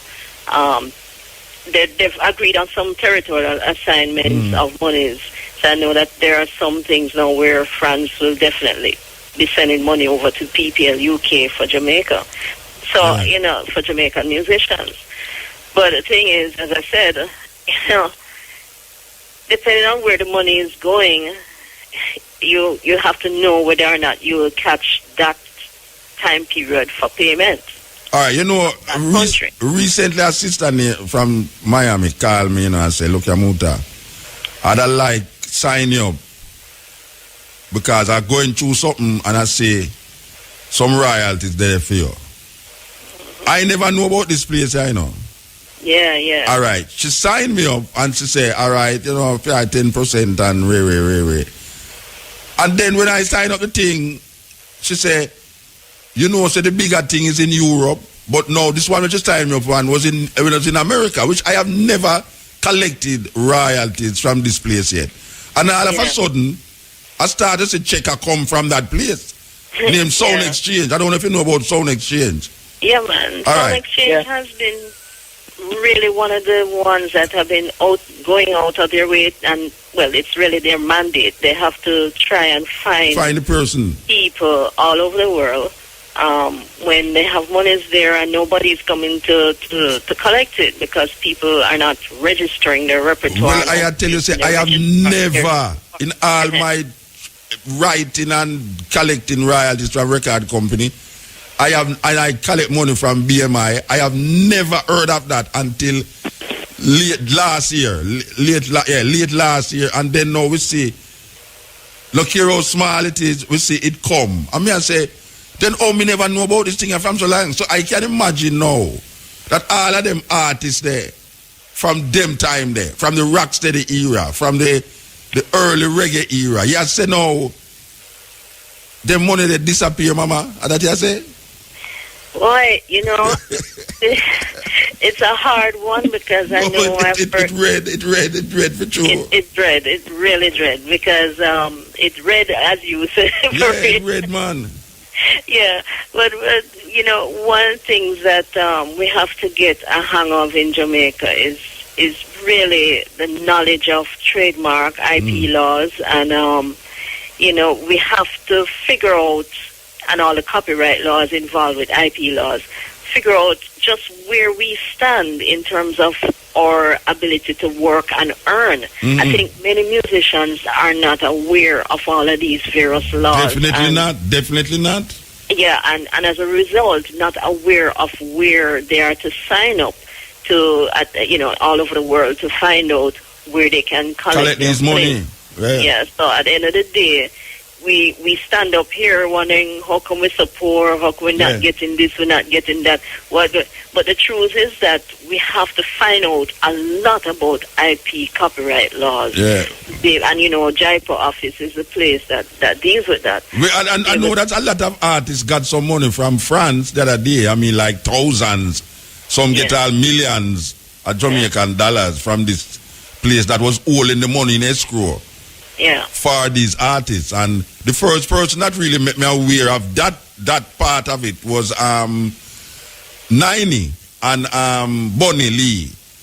We was in a Acton there in a Mr. Palmer place there, and we are talking about that. Him say, but say there's a lawyer in France who is making us aware that there's a portion of money for Jamaican artists in a France there we need to collect. Yeah. And years after, I kind of see some man really collect. Yeah. But this now is a new thing, because it new to me, because I know, it's enough money in the UK, because UK, the trust of the Jamaican music is. Yeah, you see, the long and short is that if you are a music power, let's say for argument, Jamaica is a music power in the world. It's incumbent on the people in the industry to really know their industry with all of their laws, all their statute laws, all their parameters, all their modes of operation. You have to know it. Because it's hard for the artists to know, you tell the artists to go do all them something there. I mean, we need to set up a proper infrastructure in the country to help people to manage their assets in music. That really needs to be done properly. Well, given where you talk about, me need some help. National level too. Me need some help. Pama, you can't help me. Jai, you can't help me. Me need some help, Rasta. Trust me. Well, from all, as an artist to an ex-artist, help. I'm so sorry that I can't hear. Isn't that joyful? I don't have an idea what on my part, Muta would be said. All right, no. Well, what Jaya say is that we need some structure that artists can know what is there and what is not there. She can't hear, Jai. So I tell her what you say. Yeah. So we need some structure for what is there for the artists, that the artists now must put certain things into place. So I tell her, say, if one of you can help me, because I need some help. So I don't know if we have an agency where we can direct the artists them to, I obviously have a whole artist I go flock tomorrow. I mean, Jai look like she know exactly what is what and what is not. Or it work out? Tell me how it work. Well, I don't know if Pam is saying anything, but on my part, I think we both would concur on this, that you need to first make sure you get registered on information from JAM's office. Where's JAM's office? Society, on Stanton Terrace. JAM's office, Stanton Terrace. That is Jaria there? Jaria down Stanton Terrace at all? Not that I know. Not the same office compound. Okay. What number Stanton Terrace? Pam can tell you that one. Pam, what number Stanton Terrace is there? It's funny. I don't know what number it is. I can't remember what number it is. No, you don't have to know where I go. Just tell me what number the place where you talk about Stanton Terrace there. Where the place name? What the place name you say, Jai? JAM's Jamaica Music JAM's Society. Jamaica Music. AMMS. Jamaica Music Society. Yeah, which part? What number it there? You don't have it there. You don't have the number there, Jai. I mean, Pam. I'm going to. This is why we're talking. I'm going to look. All right, go and look. But if for those of you who don't know, we're talking to Pam Hall, that famous voice, that famous singer, Pam Hall. She is part of this administration, you know, I can clearly see. She's part of it, Jai? She's part of the administration? Yeah, and also people can talk to JAMS and sign up with JAMS and Jacob. Jacob, you know, is over by Colony Avenue. Yeah, we know Jacob, with right. my and boy. then know, as with myself now, people can also call me for assistance because I decided to just try help as many people to understand their rights, their rules, and how to register. They can call me, 3071902. You go too fast, man. Your name is Jai Faircloth. 3071902. All right, your phone I go flat tomorrow. You can't hang call. Well, the thing is, we've been trying. You see, I have been trying to get in touch with people. Pam has been trying to get in touch with people. I know that for certainty. From mid-year this year, we've been trying to get people aware, and even in times past, we've been trying to explain to people. But boy, look at the phone start ring already, Muta. Well, look at her. Oh, take on that. All right, look here. You know how scary it is to me, you see? If you take up my cell and go so bam. Me remember how long ago. That's when my cell did that work, really. And it goes so bam. And she say, and somebody tell me, say, them look for that something and say that there's royalties for me somewhere in the world where me don't know about. Yeah. And me never know. Yeah, it is scary. It is scary because. And then not only that. What makes it scary is that it's you do it, right? Yeah, I called you. Yeah, and you give me a timeline now. Say this is what is the position. If it don't happen by that time, the royalty they gone. Yeah. Me don't know if it's my royalty if you go buy me Range Rover. Or, me don't know. It's scary. It's scary. Yeah, it's really, really scary, for real. You know? So what we want people to do is to really get information. Remember, the Jaipur office is up by Trafalgar. Hey, people, stop calling woman phone. I don't know you should talk on the phone. I want to deal with it. Wait till you don't talk on the phone, man. You're not disturb interview. Yeah. Yes, Pam. The Jaipur office is where everybody is working to understand up my computer. the copyright, trademark. Where the Jai? Hold on the Jai. Yeah, where's the Pam? Yeah, I'm bringing up the jam letters. Give me a little more time. Oh, you want more time? Hey. Yeah. Wait there, hold on there. People, don't stop calling the woman phone. Don't disturb the interview. Wait till the woman done the interview. Don't too anxious. Go to the bed and wake up tomorrow morning. Yes, all right. Jai, where you say now? I was saying too that everybody needs to make sure they visit Jaipur office on Trafalgar Road to find out their rights, the laws governing copyright law. All right, which part Jaipur office is on Trafalgar Road? Is which part Jampro there? Yes, the same Jampro building. All right, so Jampro building, Jaipur office. Yeah. You work in that building?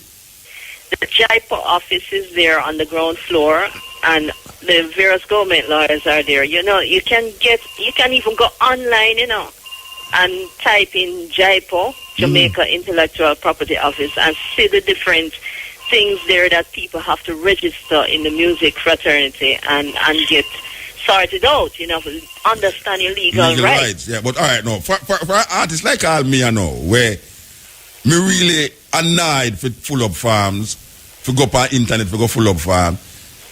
You do have a person where you can say, take the whole of this thing and get a percentage out of me something. Because would I prefer give somebody a percentage, make them just deal with the whole thing than me, I forgot to try to figure out this and figure out that. Oh, that can't work.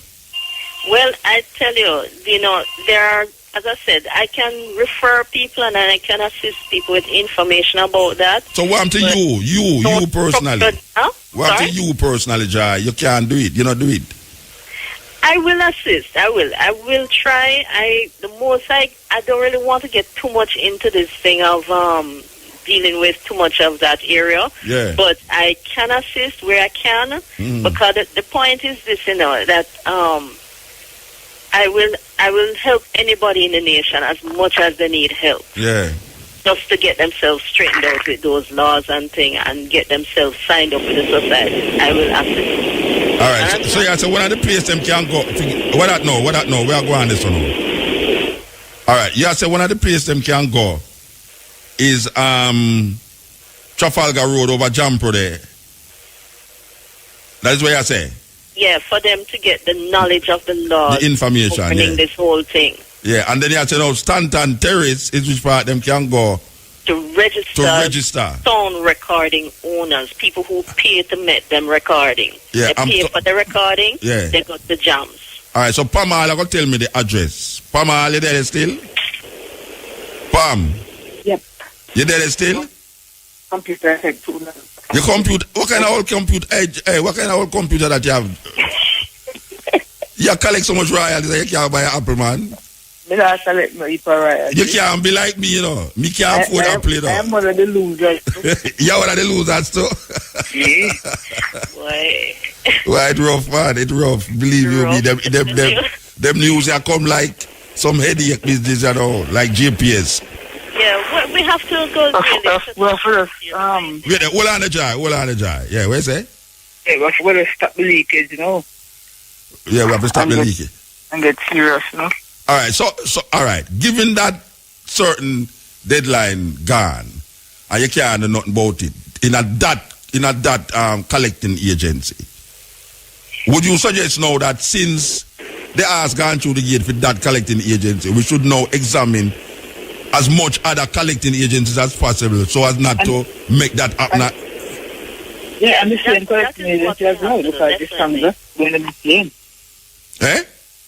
Songs are still going to be playing. Yeah, but not as much as when you, like, for instance, me, in the 90s and early 2000s, we used to tour like rough, serious touring. And that means that the music I play more, so now that you will not tour as much again, the music not play as much.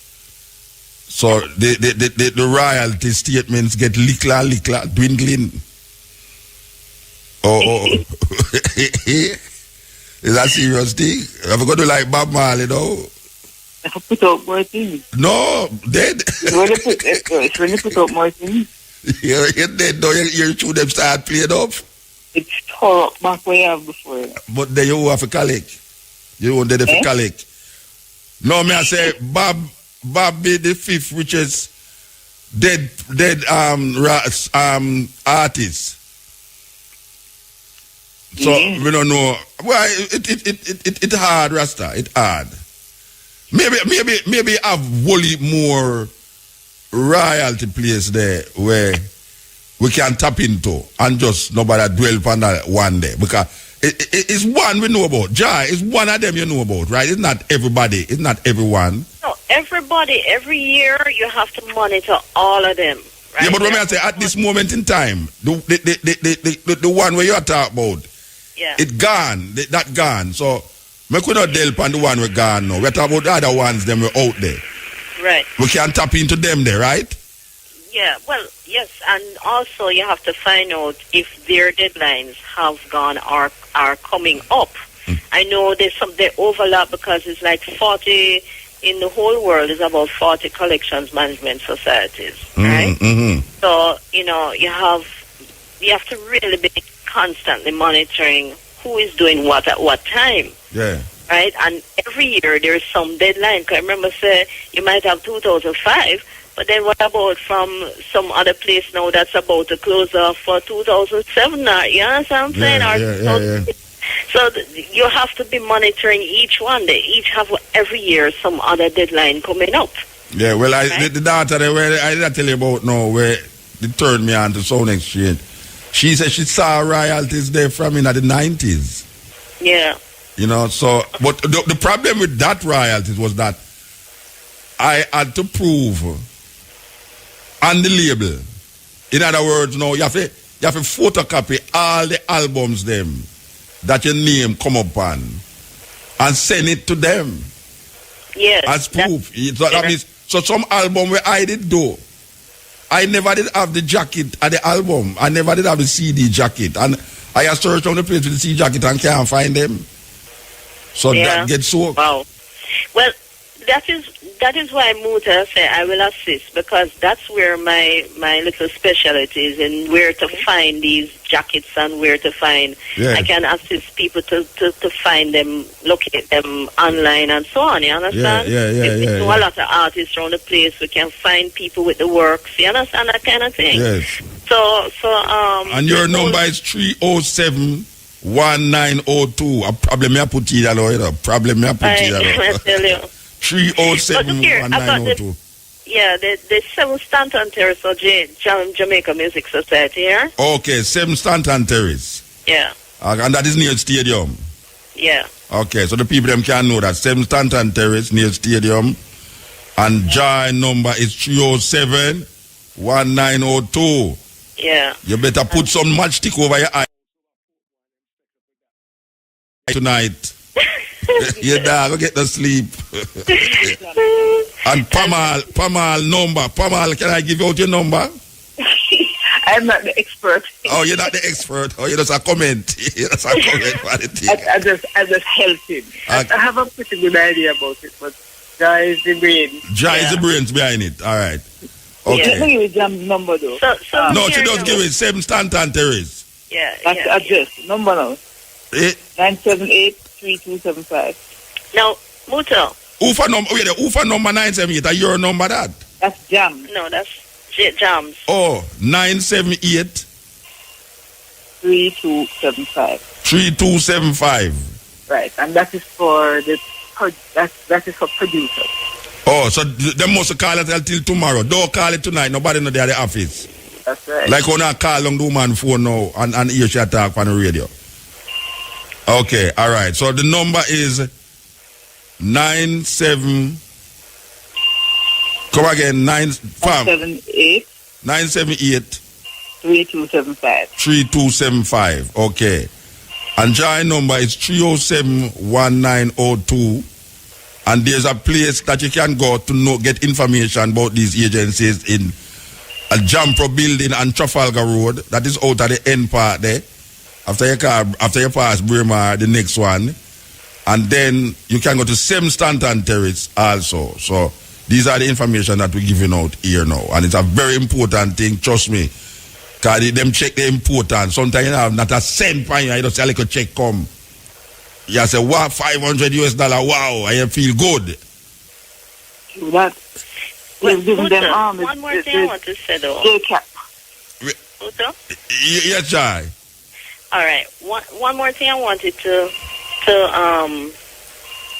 note, that people have to keep getting their songs recorded, like as if you have something that you have not put out in a long time to play on the air. You need to have it played again, because it's when it play again, they start collecting again. Yeah, but you get it play if the people them on the radio now play them kind of tune there. But this is a thing. You know, now, you're on the radio where I play. You appear dancehall music here. radio stations. Eh? We need more compliance from the radio stations to play various works. Well, Michelle just play the whole of my album them for the next 2 weeks. That's how much royalties we can get. Yeah, you have to get them played, and also people. Another option is that those who can afford it, can do cover versions. Okay. Cover back their songs, do it in a new, fresh way. Like Bob Marley them. Yeah, and you get more money off the old song them. Eh, okay. Yeah, so those are options, you know? Yeah, but this is if it ever get played when you do it over too. Yeah. Is that problem that too if we get it played when it do over? Well, we have to really work on that airplay thing seriously in this island because everywhere else in the world you go, people are playing the reggae. They're playing the rock steady, the ska like trouble. Yeah, well, that me I say because when we look on the BMI, when we look on my BMI statement, you know, me see some place where my poem them I play that. Me I say, and how much dollars they behind it? Me I say, what? A serious thing? And a long time I make them poem there, I'm still a collect for them. Yeah. Well, give thanks, sisters, for really enlightening me in this way. I mean, give thanks, Pam, give thanks. Yeah, John, give thanks. let me give you the Yes, Jacob yes, information. Hold on. Yes, Pam. Yes, Jacob. And Jacob represents writers and the publishers. Yeah. 21 Connolly Avenue. 21 Colony Avenue. Connolly, yes. 948. 948. Operator, right down this 439. Really? 21 Colony Avenue. Right down this operator. 21 Colony Avenue. Connolly. Yeah, Connolly Avenue. 948 6439. 6439. You get that, the operator? And then now, 7 Stanton Terrace. Right, that's done. And then you have the Jampro building on Trafalgar Road. If you want information about the different collecting agencies. Right, Jai? Yeah, they will have information on the laws. The laws governing these. all the collections agencies. Okay, that is Trafalgar Road, Jampro building. Yes. All right. So, you write that down, Mama? Eh? All right. The operator, write it down for me. That's And I'll say one more thing now. There's another society called Jam Copy. Now, for like Bob Marley's works now, when they have it written out on like a music score sheet, you see, I know that in Jamaica we've devalued music score writing. We don't read, you know, but the lyric sheet, the ability to read it is very important internationally. Yes. Understand? Yes. People need to start putting back them words typed out on their in the jacket, in the sleeve, on their jackets. Yes. It's not only the music score you need, you need the words on the jacket. Also, the lyric sheet have to type out and write out on the insert, put in the insert. Yes. Because Jam Copy is there to collect from all over the world for that money for lyric people. sheet. Yeah, because if the lyric that you have inside on your jacket. Yeah, because if you want a Bob on the song now and the lyrics, and it's like you just go up on the internet and go so plick. Yes, fire burning, and you have the lyrics.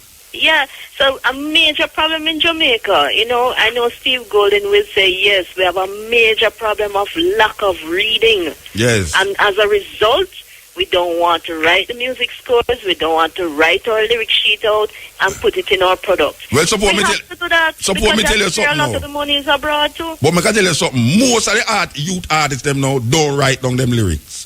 Them just go in at the studio and just say it from them spirit, from themselves. Them no write down nothing. Yeah. Most of the artists them no write down nothing at all. If you ask them to repeat back what them do, them no know, them no remember. It's a major problem. Yeah. Reading and the ability to write Reading and writing, look at that. Major problem in Jamaica. Come back to the same everywhere thing. you go in the world, even our sister Caribbean countries, everybody is writing out them music scores, them singing them insert, because them know the value of the word power. You understand? Yeah. Or all of our brethren them down the road over the years kept saying word power. Yeah. Word power means is something that is viable financially. It will catch. People will learn it. Yeah?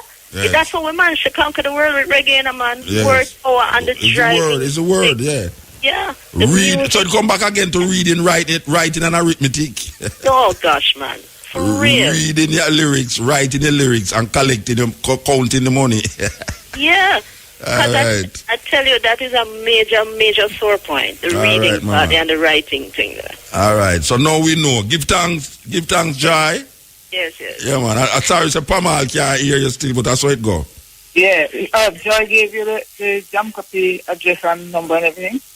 We get 7 Stanton Terrace, We get Trafalgar Road, John Corro Building.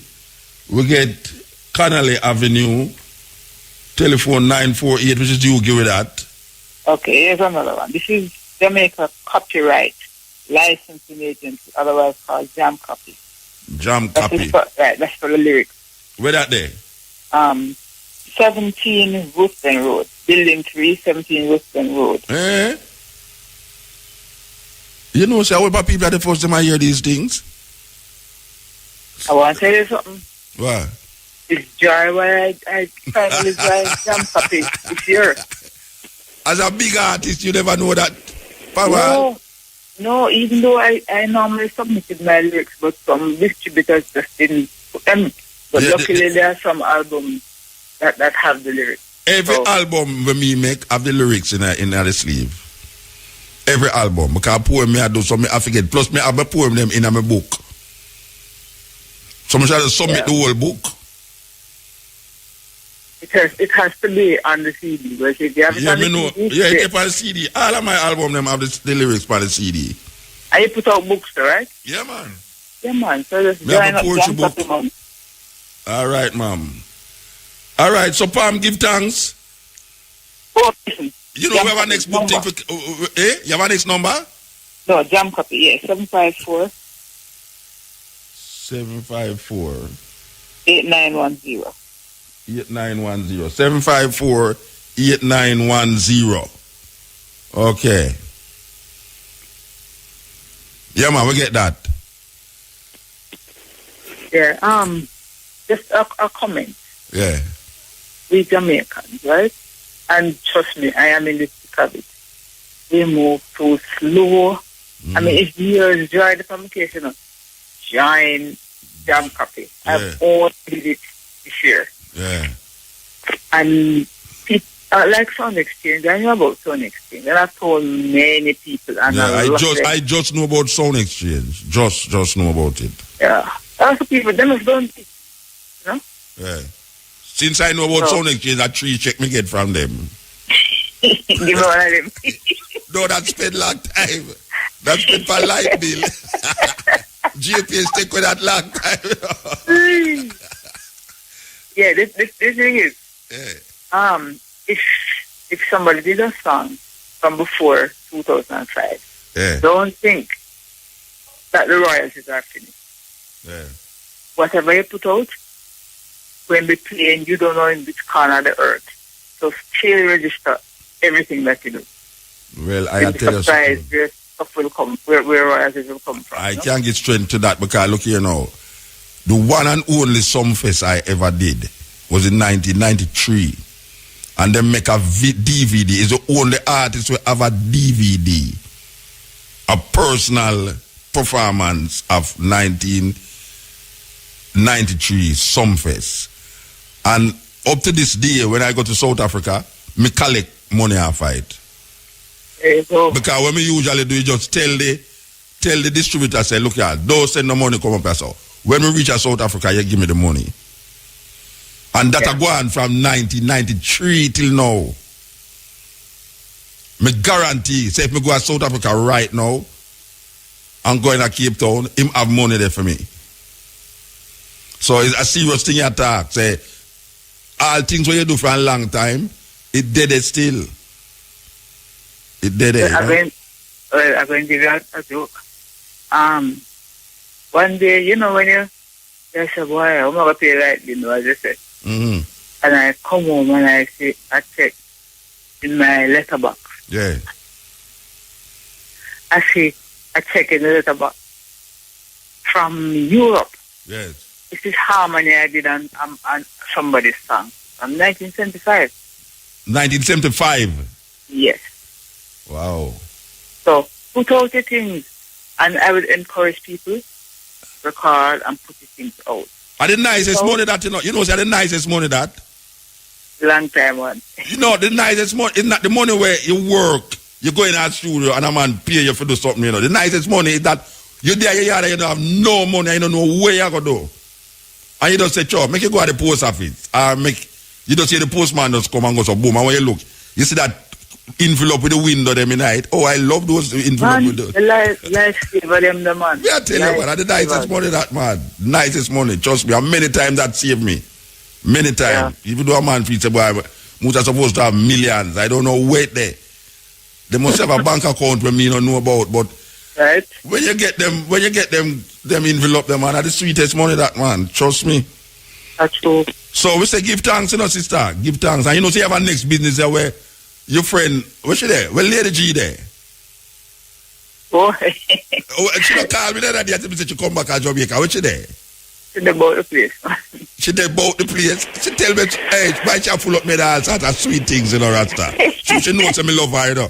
She knows me love her. She full up me head all kind of sweet things and me start believe her, you know. And she said, you involved with her too. Yes. So if you involved with that, oh, me not say nothing happen. Me not say nothing happen. Every time to call me, yes, Muta, that is, I just come from London and re, and lay, I mean, nah, you nothing happen. So that music is worse than music, man. Hard.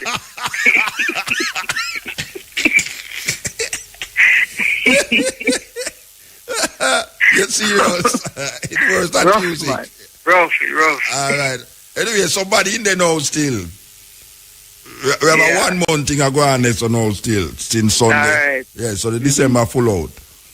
Yep. All right, give thanks. Yeah, mama. Yeah, man. Give thanks. Yes, that is well-known artist Pamal. Believe you me, and one of the best singers in a Jamaica, female voice. Trust me. Talking about royalties, Pantapa royalties, in all different, many ways. So we know, say, enough things we just say a while ago is the first a whole heap of ones that go hear it. And I tell you, trust me, a daughter, I tell you already, a daughter turned me on last year, them time she turned me on to something. And I am very thankful that she did. So, you know, say, I am going to attack them from all different corners and ways and places, anywhere there. Anywhere them royalties are there. We have to go find them. We can't make them just go in smoke. Because them things are not going in smoke, you know. Somebody get them. When them things say them not pay it already, somebody have it there, you know. And if you not go collect it, them spend it. I saw it go. The eyelash them gone further and further out there, believe you me. Yes. I tell you, say, well, I see some eyelash now, me know say the man them look up. Them can't see the sky. Yeah. Can't see the sky at all. But the money now around that them say. I don't know is where I go on. Or black people stay so high. Then I no money for do certain things, but this the eyelash them. Whoa, me I tell you, and the falls here, whoa. Serious thing, man. They hear them, man. Oh gosh. In order for them not to affect me, I just call them beautiful hats.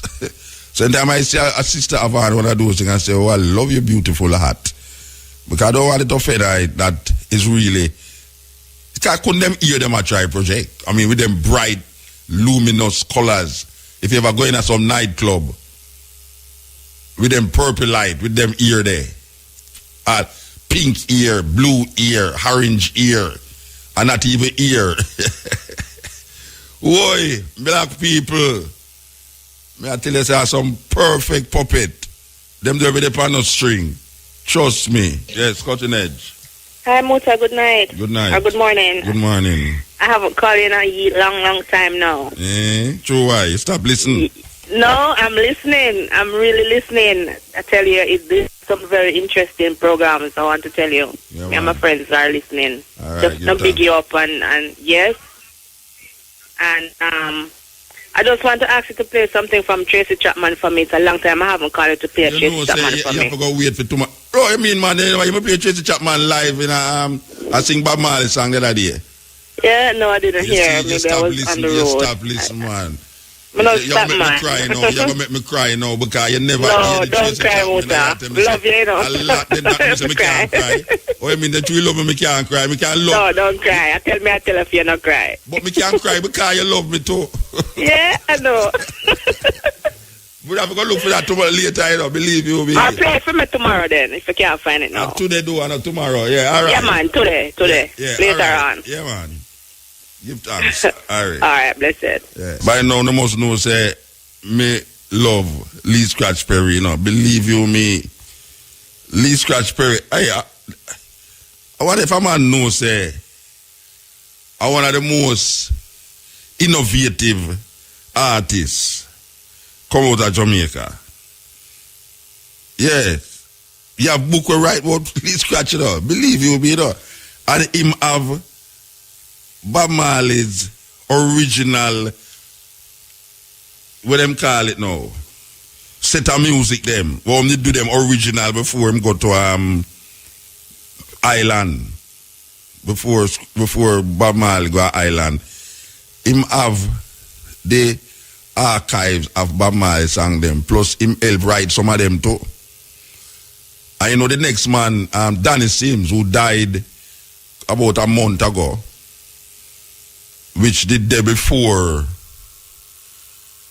Island also, have a big catalog of Bob Marley song them too. Yes, believe you me. But Upsetter, yes, Upsetter. Yes, Caution Edge. Hello? Yes, hello. This is Mr. X from Ours. From where? Our United Resource Service. Okay, our United Resource Service. Okay. Yeah. And when we say resource, we doesn't talk about money because we doesn't have none Muta. We talk about developing up the brain to the highest level. Okay. We've been in touch some times ago and we met at Philly Sinting in Portland and all that, you know. Yeah. But right now we want to concentrate on education. Okay? And if we take some time out and educate our people properly, we won't be having the problem we're having today. Okay, sir. What do you think about that? Well, we need some education, yes. What kind of education do? Because we are talking about education to educate our people, edify that the loving, the caring, and the sharing, that we stop going to jail. Okay. With all that resource, we could put it back into our classroom to educate our people properly. Yeah, but as I said, the loving and the caring and the sharing. The wealth in the world, Muta, belongs to all of us. Okay. All we got to do is to educate our people properly and we won't be having the problem. All right. We need a lot of reform, land reform and all that. You know, Muta, they talk about squat. Squat, we are in Jamaica. I don't know. We have all the land in Africa. And you know, they trick us again and to sell us back the land and we haven't got no land. One of the worst things that happened a couple months ago is that some people were occupying some land, okay? Master God land, yeah? Yeah. And they take bulldozer and push it on with a little baby. Them do that all the while. No, this thing has to stop, Muta. We're not going to put up with it. So how we going to stop it? How we going to stop it? Tell me. Because I want to know how, you know. We're going to unite and come together, man. Oh. It's not so difficult. Oh. How? Yeah, how we going to unite and come together? We just put our brain together, man. We have the brain, you know. We have the big brain, you know. So we educate our people properly how to unite and come together, live as one. My Creator didn't make us poor all the days of our lives. But some people think, you know, they have the right to dictate to us all the while and tell us who we are and we don't even know who we are. Yeah. So much of our people call ourselves Jamaican. Yeah? But if you live in England or born in England, you wouldn't be English. You'd be British. You know, so we want to know. You see? And when we know and stop believing what other people tell us, because the enemy will never tell us what is right for us. Yeah. And by the way, when you die, you know, Muta, you're going to go to heaven. Oh. I know, so you say? Me? Talk to me, no, man.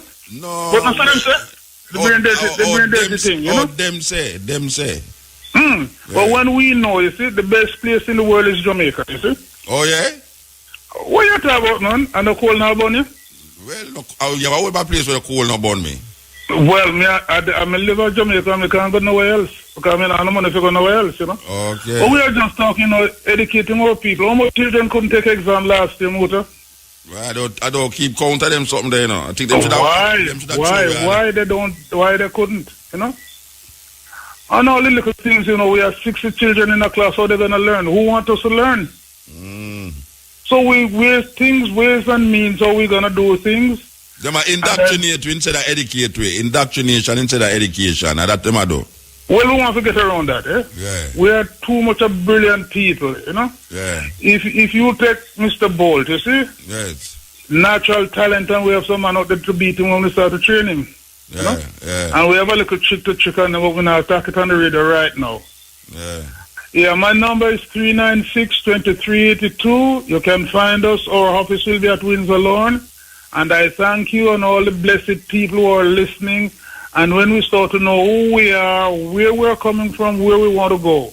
We are royalties, Muta. Give thanks, man. Where your number again? Where your number is? 396-2382. Where them I call you for? Tell me where them to call you for. Where they call me from? No, what they must call you for. Mr. X. No. I would like what people to join the organization. Eh? The organization is ours. But you don't have no money. But you don't have no money. Oh, you start the organization, you don't have no money. But we have the money in our brain, man. No, you have money in your brain. Yeah, man, so we use it. We have the land and we're going to build on the land. No, so we don't have no money in our brain, man. Virgin, the man who make all the money, where make it from? No, you have to have money to make money, you know. Well, I'm going to get some from you. Can we get a loan from you? Yeah, know. You just tell people for phone number, you know. I mean, I ask, you know, where them I call if I know you have to tell me about money in a brain. What are they calling me for? Money in bank, money in a bank, man. Money not in your brain. No, Virgin. Put it this way: with the people around who mean good for Jamaica, we come together. We're gonna create the wealth. We have the musician. Yeah. We have our artists. So how much people in the organization we have there already? Huh? How much people in the organization that you have at Windsor? Well, we have people joining in daily, you know, and it's hard for me to tell you we have 500 or whatever it is, but as the people comes along, and we have many things that we can develop without the great money. Remember, we were on Planet Earth before money. Yeah, but no, we have money, so we are saying we don't. So we're gonna create some. With the planet, you know, with money. So when we unite and come together, Muta, we're gonna create some wealth, eh? Okay. And we're gonna share it. Share it with who? With our poor people. No, but then if we come together and have money, we don't need no poor. We don't have no poor people. So what's wrong with that if all of us rich? Then that means I say we don't have no poor people, so we don't have to share nothing. Well, we have enough to live, man. We have enough nice houses and nice cars and nice everything. You know? Yeah. So let me ask you a question now. In terms of your organization now, you say you don't know. Our organization. You say you don't know how much people in the organization yet. When are we going to keep meeting down there? Normally we have meeting once a month, but now we're going to reorganize and see if we can improve on that. Okay. And you collect, what you call it, monthly dues, you don't collect dues? No, we know that the people in Polish, and if you tell them about monthly dues right now, they're not going to come. So we come together and we can put on some function. Okay. Yeah, and we can take things and sell it, you know? Okay. And when we have a function, we're not charging no big money again because you know people are poor, you know? And we want to share Windsor Lawn with the Ethiopian Federation. We not a big problem, you know, because we want to put on function, but we not have no money. Because we want to collect some money, but we not collect no money from poor we're not a problem, we have challenges. And we have the brain power to get around the little challenges that they put in our way. That's like a chicken and the egg now. You hear me I say no. We not have no money, but we want to put on. All right, hear me now. We not have no. Muta. We keep a cancer, but we not charge no money, so much money because no big money. But the people them not have no money, so what am I going to pay come in? No, we charge them a small amount, man. You know, so when they got a big show, much them pay. We're not charging so much. Okay, but maybe you should charge them so much and get some enough money if you do what you want to do. No. We are for the people, you know. We're not going to charge them because we know some of them now work and they like the music. No, but them have long eyelash with stretch gone out, so. Virgin, them that fall something, man. We don't need them. But I'm money by the eyelash. I tell you something, Muta. They don't money by the eyelash. Eh? I'm money by the eyelash, them, you know. Then you not to buy those, man. You have to put money in other people's pocket. Watch me now. Watch how the woman. You see it now. Watch how the woman is beautiful, and you leave them going to jail. Thanks again, Muta, for everything. Remember, ours, 396-2382. Thanks. All right, sir. Give thanks, man. Yes. What a thing. Cutting edge. Good night, Muta. Good night, sir. Good night, man. Our morning, yeah. You know, there's a question I want to ask you. Being a vegetarian and all that, where do you get your vitamin B12? When I get my vitamin B12? Yeah, because true them say, I just animal product, Definitely. No, I'm not true that because, all right, I not eat it, but you have nutritional yeast where you brewers yeast, nutritional yeast where you B12, you know. Oh, nutritional yeast. And brewers yeast where you B12. What's the second one? Brewers yeast, but here one now. Yeah. You see, I can tell you the honest truth now. You see, Yes, sit down and listen to B12 and vitamin A and vitamin C and vitamin D and all them something there. Yeah. You will never eat, you know, because you're going to try to figure out now where you get. It's like somebody say you have to eat fish, because you have to eat protein. Where you get your protein from? One of the first thing people ask vegetarian all the while, you know, where you get your protein from? Which is right, which is so right, yeah. Yeah, because them really, I feel say, you're not going to get protein out of none of the nuts and seed them where you eat. Right. But you have traces of B12 in a various things where you eat, you know. You know, you have to go out there, go look for B12. Because they make you feel like if you not directly take a B12 tablet, there's no B12 in you if you're a vegetarian. Just like what them say protein. If you don't eat meat, you're not gonna get no protein. I have a sick and you have a dead, so, you know. Over my years, I have chosen not to look for where me I get my vitamin A from and vitamin B from and vitamin Z from and all these things. What it's like I just eat? Me just eat my vegetables and me eat a balance set of vegetables and me know say well from that take care of me alright. Me have certain food where me no mix with certain food and me have certain food where me know say well, me go eat that with it, that it does balance. Okay. But me no really sit down. You see that is for make your brains get twisted up now about vegetarianism. Where you get your protein from? Where you get your B12 from? Where you get vitamins? You know. All right. Yeah, me I listen. Because I kind of live on a vegetarian there still. Just wholesome food. It's like I kind of desist from sugar and them stuff. That's why it's a wholesome thing. I live on. I mean, I tell them Muta, it's just amazing, you know. It make you feel different. I tell you, it's like I feel more energetic. I feel it's like all along with the sick and I never know.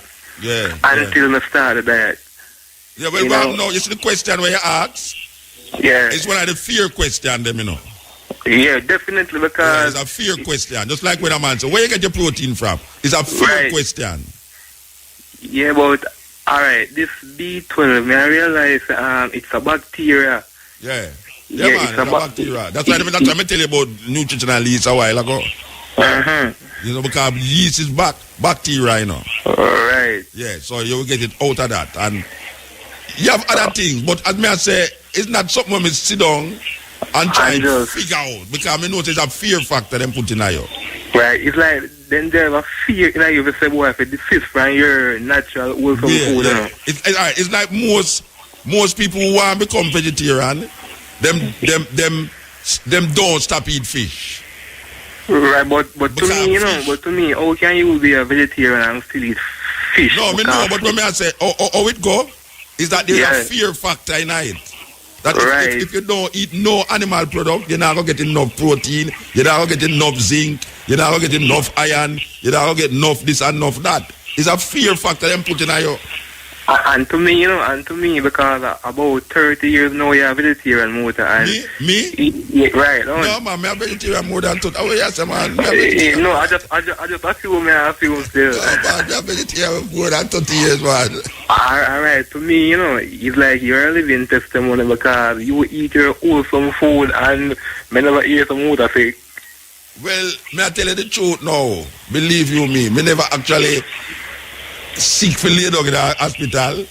Yeah. But me I tell you sometimes me stuff up. Oh, you stuff up. But them things are a minor thing, man. Yeah, well, but I tell you, but me never actually go in the hospital, but lay down. Oh, okay. You know, sickness. That don't mean say later down the line it will happen, you know, because all of it susceptible to the society, you know. Yeah, man. You have some air afloat around in the society, you know. You could have vegetarian a little more. Yeah, man. Definitely. It will catch you. You could have vegetarian a little more. It's going to catch you.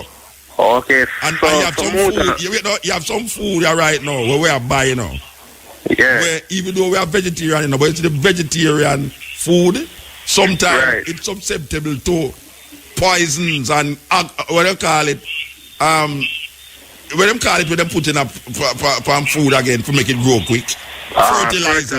Yeah, fertilizer and which part it grow, which part it come from, and all them things, you know. So we might feel so we are escape. Yeah. But we have to try our best. That's all we have to do. Just try our best. But yeah, because most of the vegetables are genetically modified. Well, the one that come from foreign and the one that we are growing at these big farms in Jamaica, because the seed them is genetically modified seed. So even to that, you know, you can't get to it, but as far as possible, you try not to involve yourself in that. You understand? Right. But most of them are telling me rather either genetically modified seed more than the flesh. I mean, I tell you the truth. Well, I want to tell you something, dear. Listen to the one, you know. I want to tell you something. This is the weirdest thing. Yeah. In Germany right now, right? Yeah. The government want to make bestiality illegal.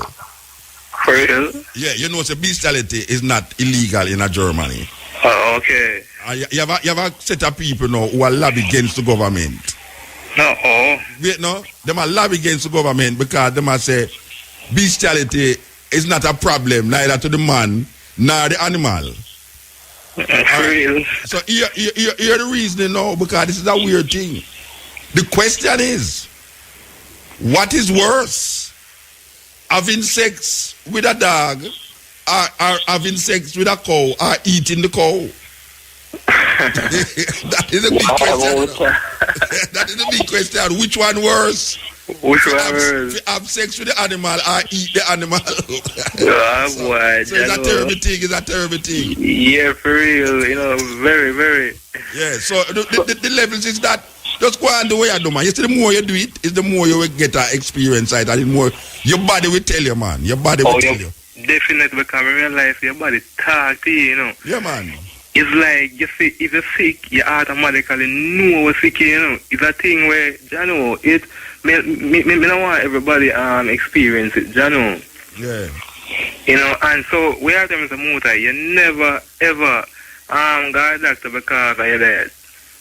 No, for my diet? Yeah. But when I got a doctor for my diet for? I don't want no doctor tell me what to eat. Alright, me just ask. No, sir, no. From me a vegetarian, me never go to a doctor and say, boy, doctor, and the doctor tell me, say, boy, you want a protein, you know, go and eat some fish. Right. So them frighten you with them thing there, you know. Yeah. Yeah, them frighten you with them thing that they make you go yam fish. Yeah, man, so it's like I just your research and... Yeah, and how your body feel. You say, all right, I'm going to tell you something. What are the things that me take and test myself?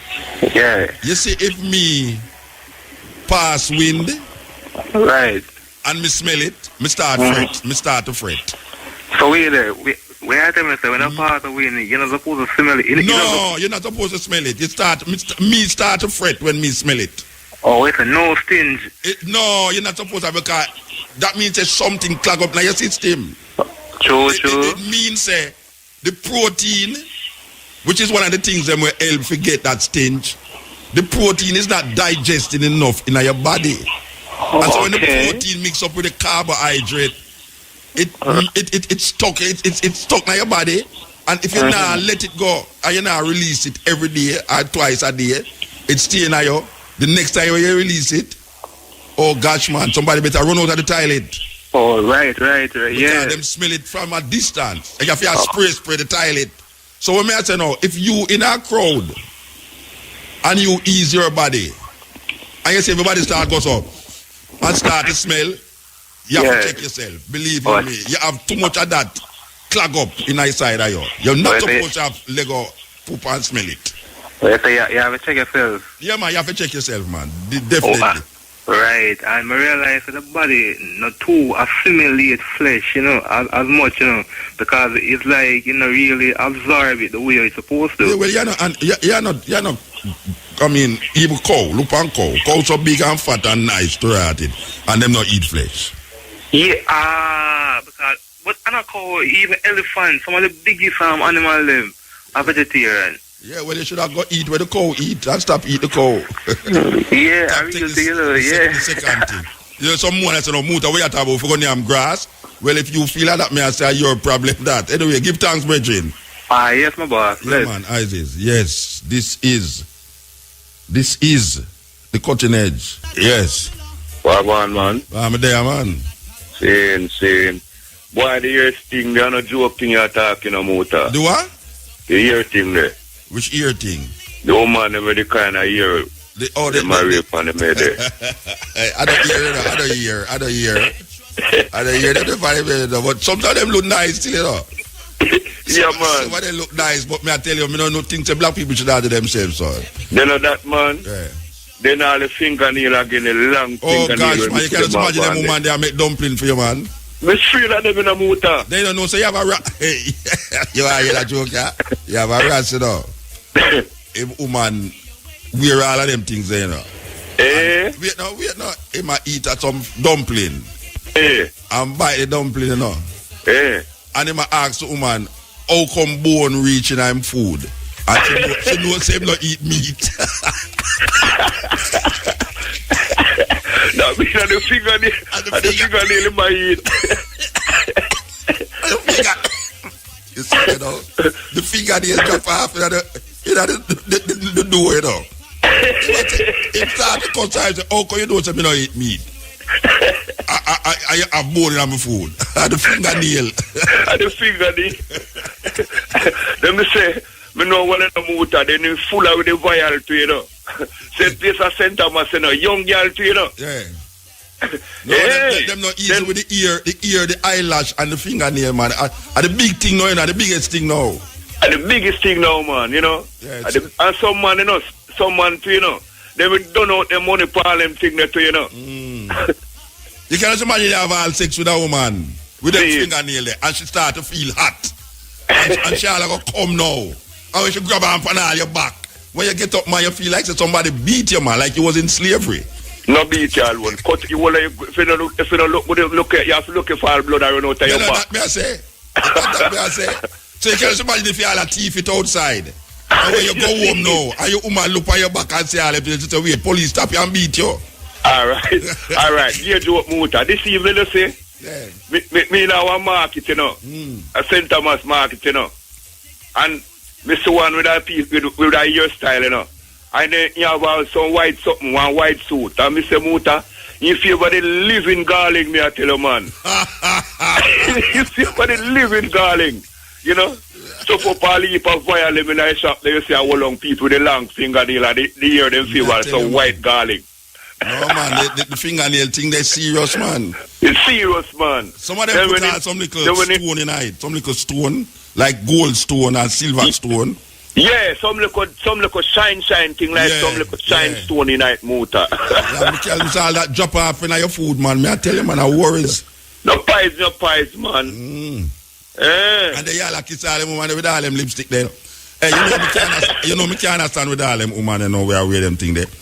Them paste them mouth with it, you know, and when them go a road, them take them tongue, because them mouth dry, them take them tongue and lick off back the something. And lick off back the lipstick off and I swallow it. You see, and I swallow it. Well, yeah, man. I'm madness, man. I'm madness, man. Me's a Rasta, man. All the woman, I don't want any woman in my heart for never give me water for drink, you know. Because I don't know they won't carry their long fingernail every 2 night. Where you say something can hold the fingernail? Yeah, man. Like what? Tell me. And something we then take off and put on, and just like the eyelash, you know. All right, Muta, when some of them have one eyelash, you see, it's long for you to all town to rot it. But not only that, you could have go to bed with a woman, and when you wake up, you realize it's a next woman. Because when she don't take off, she take off her eyelash, she take off her ear, she take off her clothes, she take off her all her breasts. She take all off. her breasts, Mr. Man. It's an electronic breast. Pump up. Them don't easy. Them don't easy Rasta. All right. One last week, this year, cause a Rasta about dirty Rasta, stinking Rasta. So, yeah, know. We have to say to the Rasta, say, watch out now. You say, if you don't get cursed and beat up all kind of name, your life no better. Yeah. So I'm more strength that, you know, I'm more power that. Yeah. When do when she accuse him? When do when she accuse him? Him not do nothing. Okay. Man. A good boy. A good Rasta that. Yeah, man. I'm more strength that, you know. Yeah. Yeah, man. The power that, you know. So when should accuse him say? When should accuse him say? Dirty and nasty. Yeah. If I too, I get a fight enough time because what you know. they can't afford to me talk on the radio. And enough for them now, not say. So they must say the boy Jatabi and this and that. Me the boy Jatabi on the radio last night, and the boy Jatabi now big me up on the way. And when they don't say my Rasta, the dirty Rasta boy Tabi, they say. So me say me give thanks for that too. Because I'm more straight that, you know. But you're not dirty though. Eh? You're not dirty though. Whoa. May I ask you, me not tell you, me say you're not dirty. No, I am. Okay, all right. That me just why I hear you say, you know. See. All right, so me got it up. Yeah, but when me don't see the Muta, when me not me farm, me don't see it. But that's not dirty, that's a dirt. All right, sir. Yeah, dirty and dirty different, you know. You see it? Yeah, all right, sir. Give thanks. Yeah, I'm calling one of them there. You hear me? I said something to you about that thing you show me about the girl that we kill the people. But you not tell me. No, the sister now, I'm going to see her this weekend because she never there out, you know. You take too long, Rasta. You take too long, man. She never die, man. She come up for the Christmas, you know. Okay, all right. So I'm going to sort it out and call you. Yeah, all right, sir. I'm never come at town before Christmas, you know. So when I come at town, I'm going to give her a shout, see?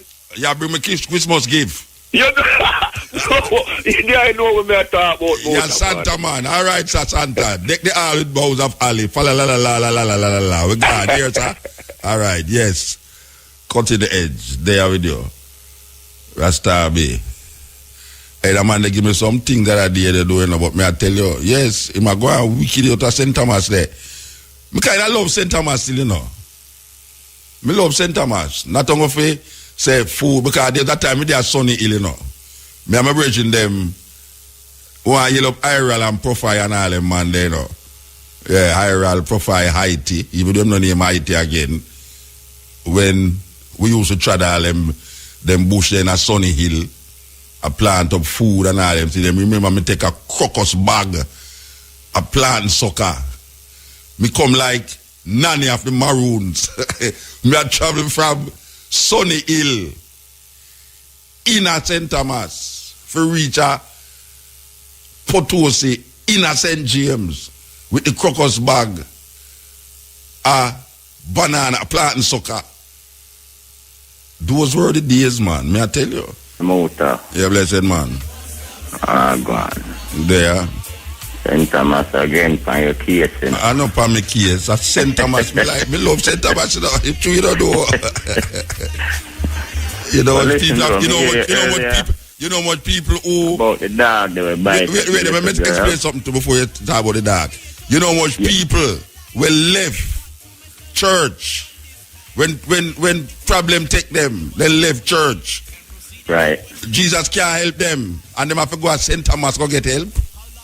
True that. Okay. So we love St. Thomas. Yeah, what you saying about the dog?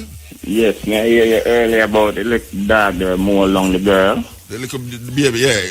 Yes, and it's a sad thing. Terrible, man. Terrible. We now get no justice from that, you know, because well the dog do it.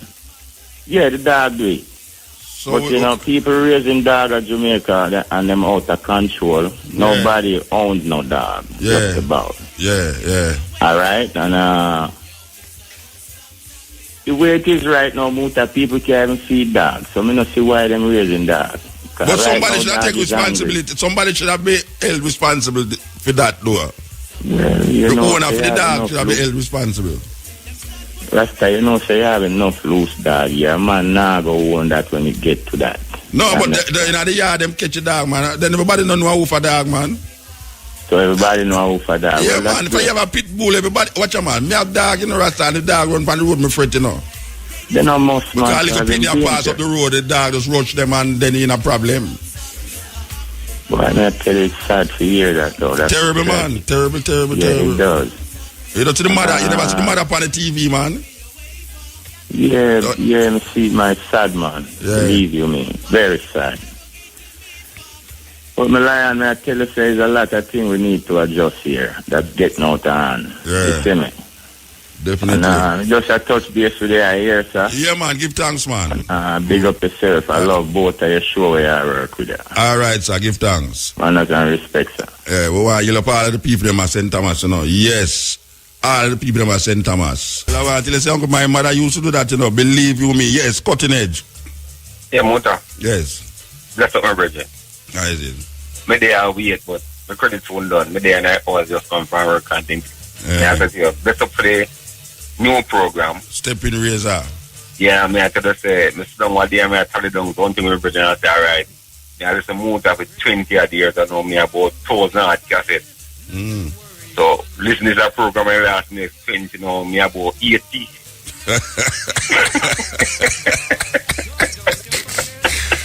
So what you say? Because you don't get until me 80. No, what you tell man. Bad, yeah, bad. me have my thing them where me listen to over and over. And sometimes I just drop in a cassette. Me talk about CD, you know, a cassette. And I listen back from what you talk about way back. Me say, from them time there. At them time there. Yeah. You understand me? But give thanks to your thing. Yeah. And respect to it. Yeah, man, but give thanks. Through the brother you talk about this thing, you know, I read an article in the Observer today. Where a brother from Germany talk about the article was in it about bestiality thing. Bestiality? Yeah, and Muta, if you read it tomorrow, you wonder if somebody as a human being would have read it to us. And the man said it's better to have sex with an animal than a woman. Yeah, man, in an observer, to the observer. You say better if you have sex with an animal than a man. Than a woman. So what you think we may think? But out of having sex with a animal and eating the animal, which one worse? But it's the same thing that the observer today. Which observer? To the observer. The observer about you. No observer. Operator, you have an observer out there? Bring out. Yes, man. Me have me observer to the man. To the observer. Yeah. The man I say, he say, well, if you better have sex with than a dog than a man, than a woman. Yeah, come I say, oh, would you feel like to have sex with a nice meal? At the same time, is the animal you kill and eat and enjoy it. You have sex with the animal and then eat it. Yeah, to the observer, man. It's not eat, man. Well, I see him. We just talked to the Bridget there a while ago about the animal thing. Bridget, Muta, to the observer. Me not disbelieve you, Bridget. Me not disbelieve you. In there, I mean, I say, over the years. Maybe the operator will show me it. Yes, man.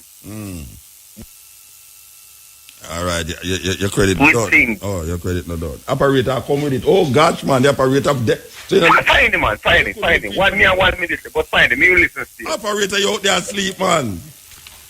You could look feet for me, man. You bring the whole newspaper because me go search down the newspaper now and the man yes, credit. Man, search tonight there, man. The man credit are done, Rasta. You should have just open the page and I was part of this. Him say it in. Go over, man. Go over. You go like you can't see where. You can't see where me I do. You go like you can't see where me I do. You have to go over where. You see where me I do. You don't say the observer me I looking at. This one attack. Hey, so much paper the observer have, Rasta. Yes, man. Yeah, only to the man. Go over, man. Go over. Yeah, the man. Go over, man. Operator, I didn't know that the newspaper every come give you the answer. You couldn't make me. I wish part of this newspaper. Hey, I have so much paper in the newspaper, man. I so much advertisement in there. Come like IRFM. Me I go on over. You know, say, me start from the back. Hey, it look like somebody took out the page, man. Operator, it look like somebody took out the page. Me can't believe that so much page in this observer. I'm still there find the page of the Virgin at that. See, ja? Could bestiality ever be right? Or the Virgin ask a question. All right. Yeah, me see it. Yeah. You see it? You make the man things done, you know. You saw they make the man credit done. The operator make the man credit done. Yeah, we just see it. Yeah, the article in about it. All right, later me read that. Him credit done. All right. Sir. The thing excited, really excited. Trust me. Hey, is that new earring that you have on? Nah, man. They not to shine so bright. You clean it up. What you know says a road show me have a one with boom, so me have to clean up. And then we know I clean up something there, you know, with that earring there. The first thing we see I'm bright on my face at the earring, you know, around town. You know, easy, you know. Aye, sir. You have a road show go on. Yes, when I work on a road show. So you have to shine up the ring at the girls, them can't see clear. Boy, everything have to track in.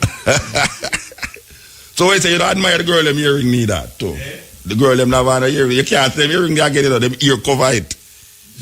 But they can't get stuff in a one. Yeah, anyway.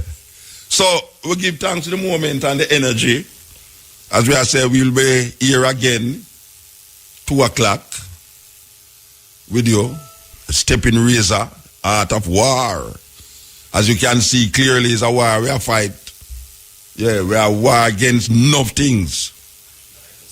Yeah, so the name is Over You, the Art of War. What is the art of war? People ask. But there's a certain way that you fight without shedding blood. You understand?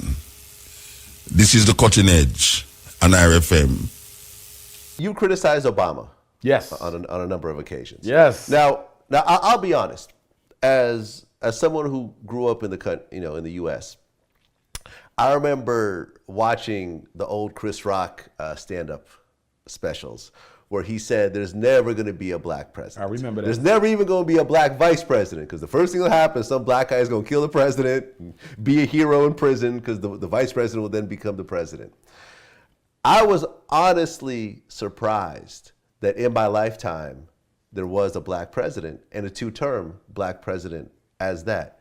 And the one thing that I can say, and this is my own personal opinion, as I go through life and as I build my business and I do different types of things, the first thing I usually look for is what's the role model? Who's already doing what I want to do? How are they doing it? And let me somewhat emulate what they're doing and use them as a blueprint to where I want to go. And I don't think you could deny that having a black president is inspirational for black kids all around the world, not just America, to say, wow, someone who looks like us can have the highest job in the land, if not the world, when at one point we weren't even considered humans. People didn't even think we could read. You know, we were bred like cattle, you know, in terms to try to create the biggest slaves and so forth. To go from that to actually say, here's someone who actually did a job and even got reelected. You can't say that's not a role model. I would say he's not a role model. A role model is someone whom you would like other African-American boys to aspire to be. When you look at President Barack Obama's political behavior in the White House towards African-Americans, I cannot in good conscience want any African-American boy to emulate the neglect that their president has shown for African-Americans. In fact, when you look at the black reality, each index of black progress has actually regressed since Obama has been in the White House. Dropout is higher, unemployment is worse, incarceration is higher, police brutality has almost went back to the days of Reconstruction pre-Jim Crow. Mind you, he's done nothing about it. Okay, now I understand the argument. He's president for the United States of America. He's not just president of Black America. I understand. But here's the issue with that, Black. America is not a amalgamation of different ethnicities. America is a solid bowl, okay? And in a solid bowl, you still have every vegetable maintaining its own uniqueness. A salad is not a soup. In a soup, you cut it all up and you don't know what's in this soup. But in a salad, everything maintains its identity. The Chinese, the Italian, the Irish, the European Jew, everyone retains their identity. Which means that if you want to take care of the American people, there is no homogenous American people, Vlad. There is only subgroups of America. So Obama took care of the homosexual minority subgroup. He took care of the female minority subgroup. He took care of the immigrant minority subgroup, but the group that built the United States of America, that made it what it is, African people, received no direct attention from the president of the United States. How can you say he's the president of all people when he's act specifically for gays? Everybody in America not gay, but Obama gave homosexuals 3 laws, a Supreme Court justice, more than 250 federally appointed jobs. He gave the Latinos a Supreme Court justice, unprecedented laws, white women, the Equal Pay Act. He put another female in the Supreme Court. So he's done things for female minorities, gay minorities, Latino minorities. He's done nothing for African Americans. I cannot look to him as a role model. If Frederick Douglass were alive, if Marcus Garvey were alive, if Dr. King were here and now, he would be criticizing Obama as much as I. His choice of words may be different, but he would have to, because even Dr. King spoke of how the power structure loves to use black faces to hide the racist agenda of the system. In fact, before Obama got elected, I'm the only black scholar I know of prominence, who actually said this was not going to be a good thing for black folks. And people said, how can you say that? I said, it's real simple. Look at the condition of black people with black politicians in office. Do you realize since the rise of the black politician, post-civil rights, post-Dr. King assassination, the condition of the black community gets worse the more we elect black people? We get a black governor, we do worse. A black mayor, we do worse. Black state reps, U.S. reps, councilmen, aldermen. Why do we do worse? You know why? Because 99% of all black elected officials, Obama on down, are financed by the Democratic Party, white corporations, and by some of the same entities that we as a people have to challenge. How can he carry out a black agenda when he's financed with white money? The only way black America is going to get elected officials that do the work of black people is to dig in our pockets and finance them ourselves. We vote. Voting is important, but you did not finance. The only way you control a politician's behavior is when you control the pot of money he uses to get elected in the first place. Well, for example, I interviewed Praz from the Fugees. You donated $1.2 million to Barack Obama's campaign? Yo, where you getting these information from? Is that not true? I'm starting to think you CIA, man. Hey man, this yeah, is what I do. It's true. It's out there now. It's out in the universe. Yeah, I did. To a super PAC. Through a super PAC. So your corporation donated $1.2 million to the Barack Obama super PAC. No. To a super PAC that backs Obama. He didn't have a super PAC. You don't need to be giving any white entity that type of money. Okay? First of all, you shouldn't be spending that type of money on elected politics. If I would have spoke to the brother, and we met before because when I was back with the Black Student Union back in my Millersville University days, we brought the Fugees up there. So I met Praz, shout out to him. Okay? But that money should be going towards an institution.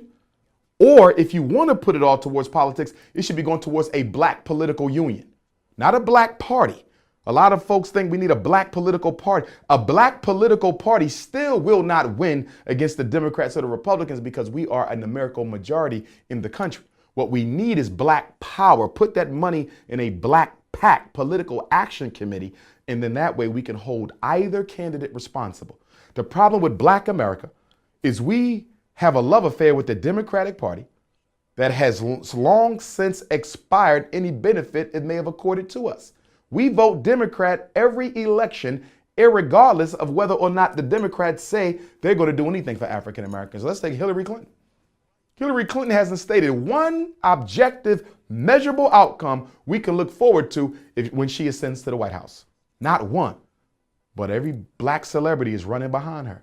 Even the parents of our slain children, murdered by the police, running behind Hillary. We think she's going to do something. We think. Stop thinking and meet and demand, if you want me to go public for you, what are we going to get in exchange? And I don't want a philosophical, I'm going to make America better for blacks. I need it to be measurable. Or are you going to do something about prison? Or are you going to do something about the schools? Or are you going to do something about police brutality? We have to stop endorsing white political candidates before we get any concessions. Black America will never get nothing out of the power structure with this type of behavior. We hate the Republicans, no conversation.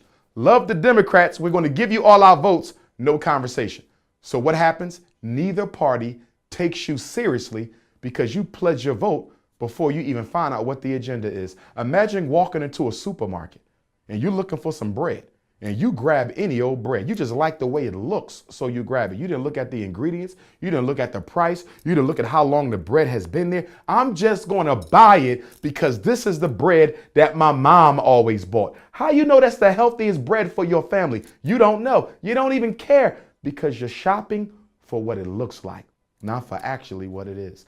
Our political behavior is extremely retarded, and a lot of that comes from the black church, who actually benefits from black people's political retardation, because if black people were politically progressive, we probably wouldn't go to church as much as we do, because the purpose of church is to make oppression divine. The purpose of church is to evangelize white supremacy. The purpose of church is to make you comfortable with nothing, because after you die, God is going to give you everything. The current paradigm of black religion is totally advantageous to white supremacy.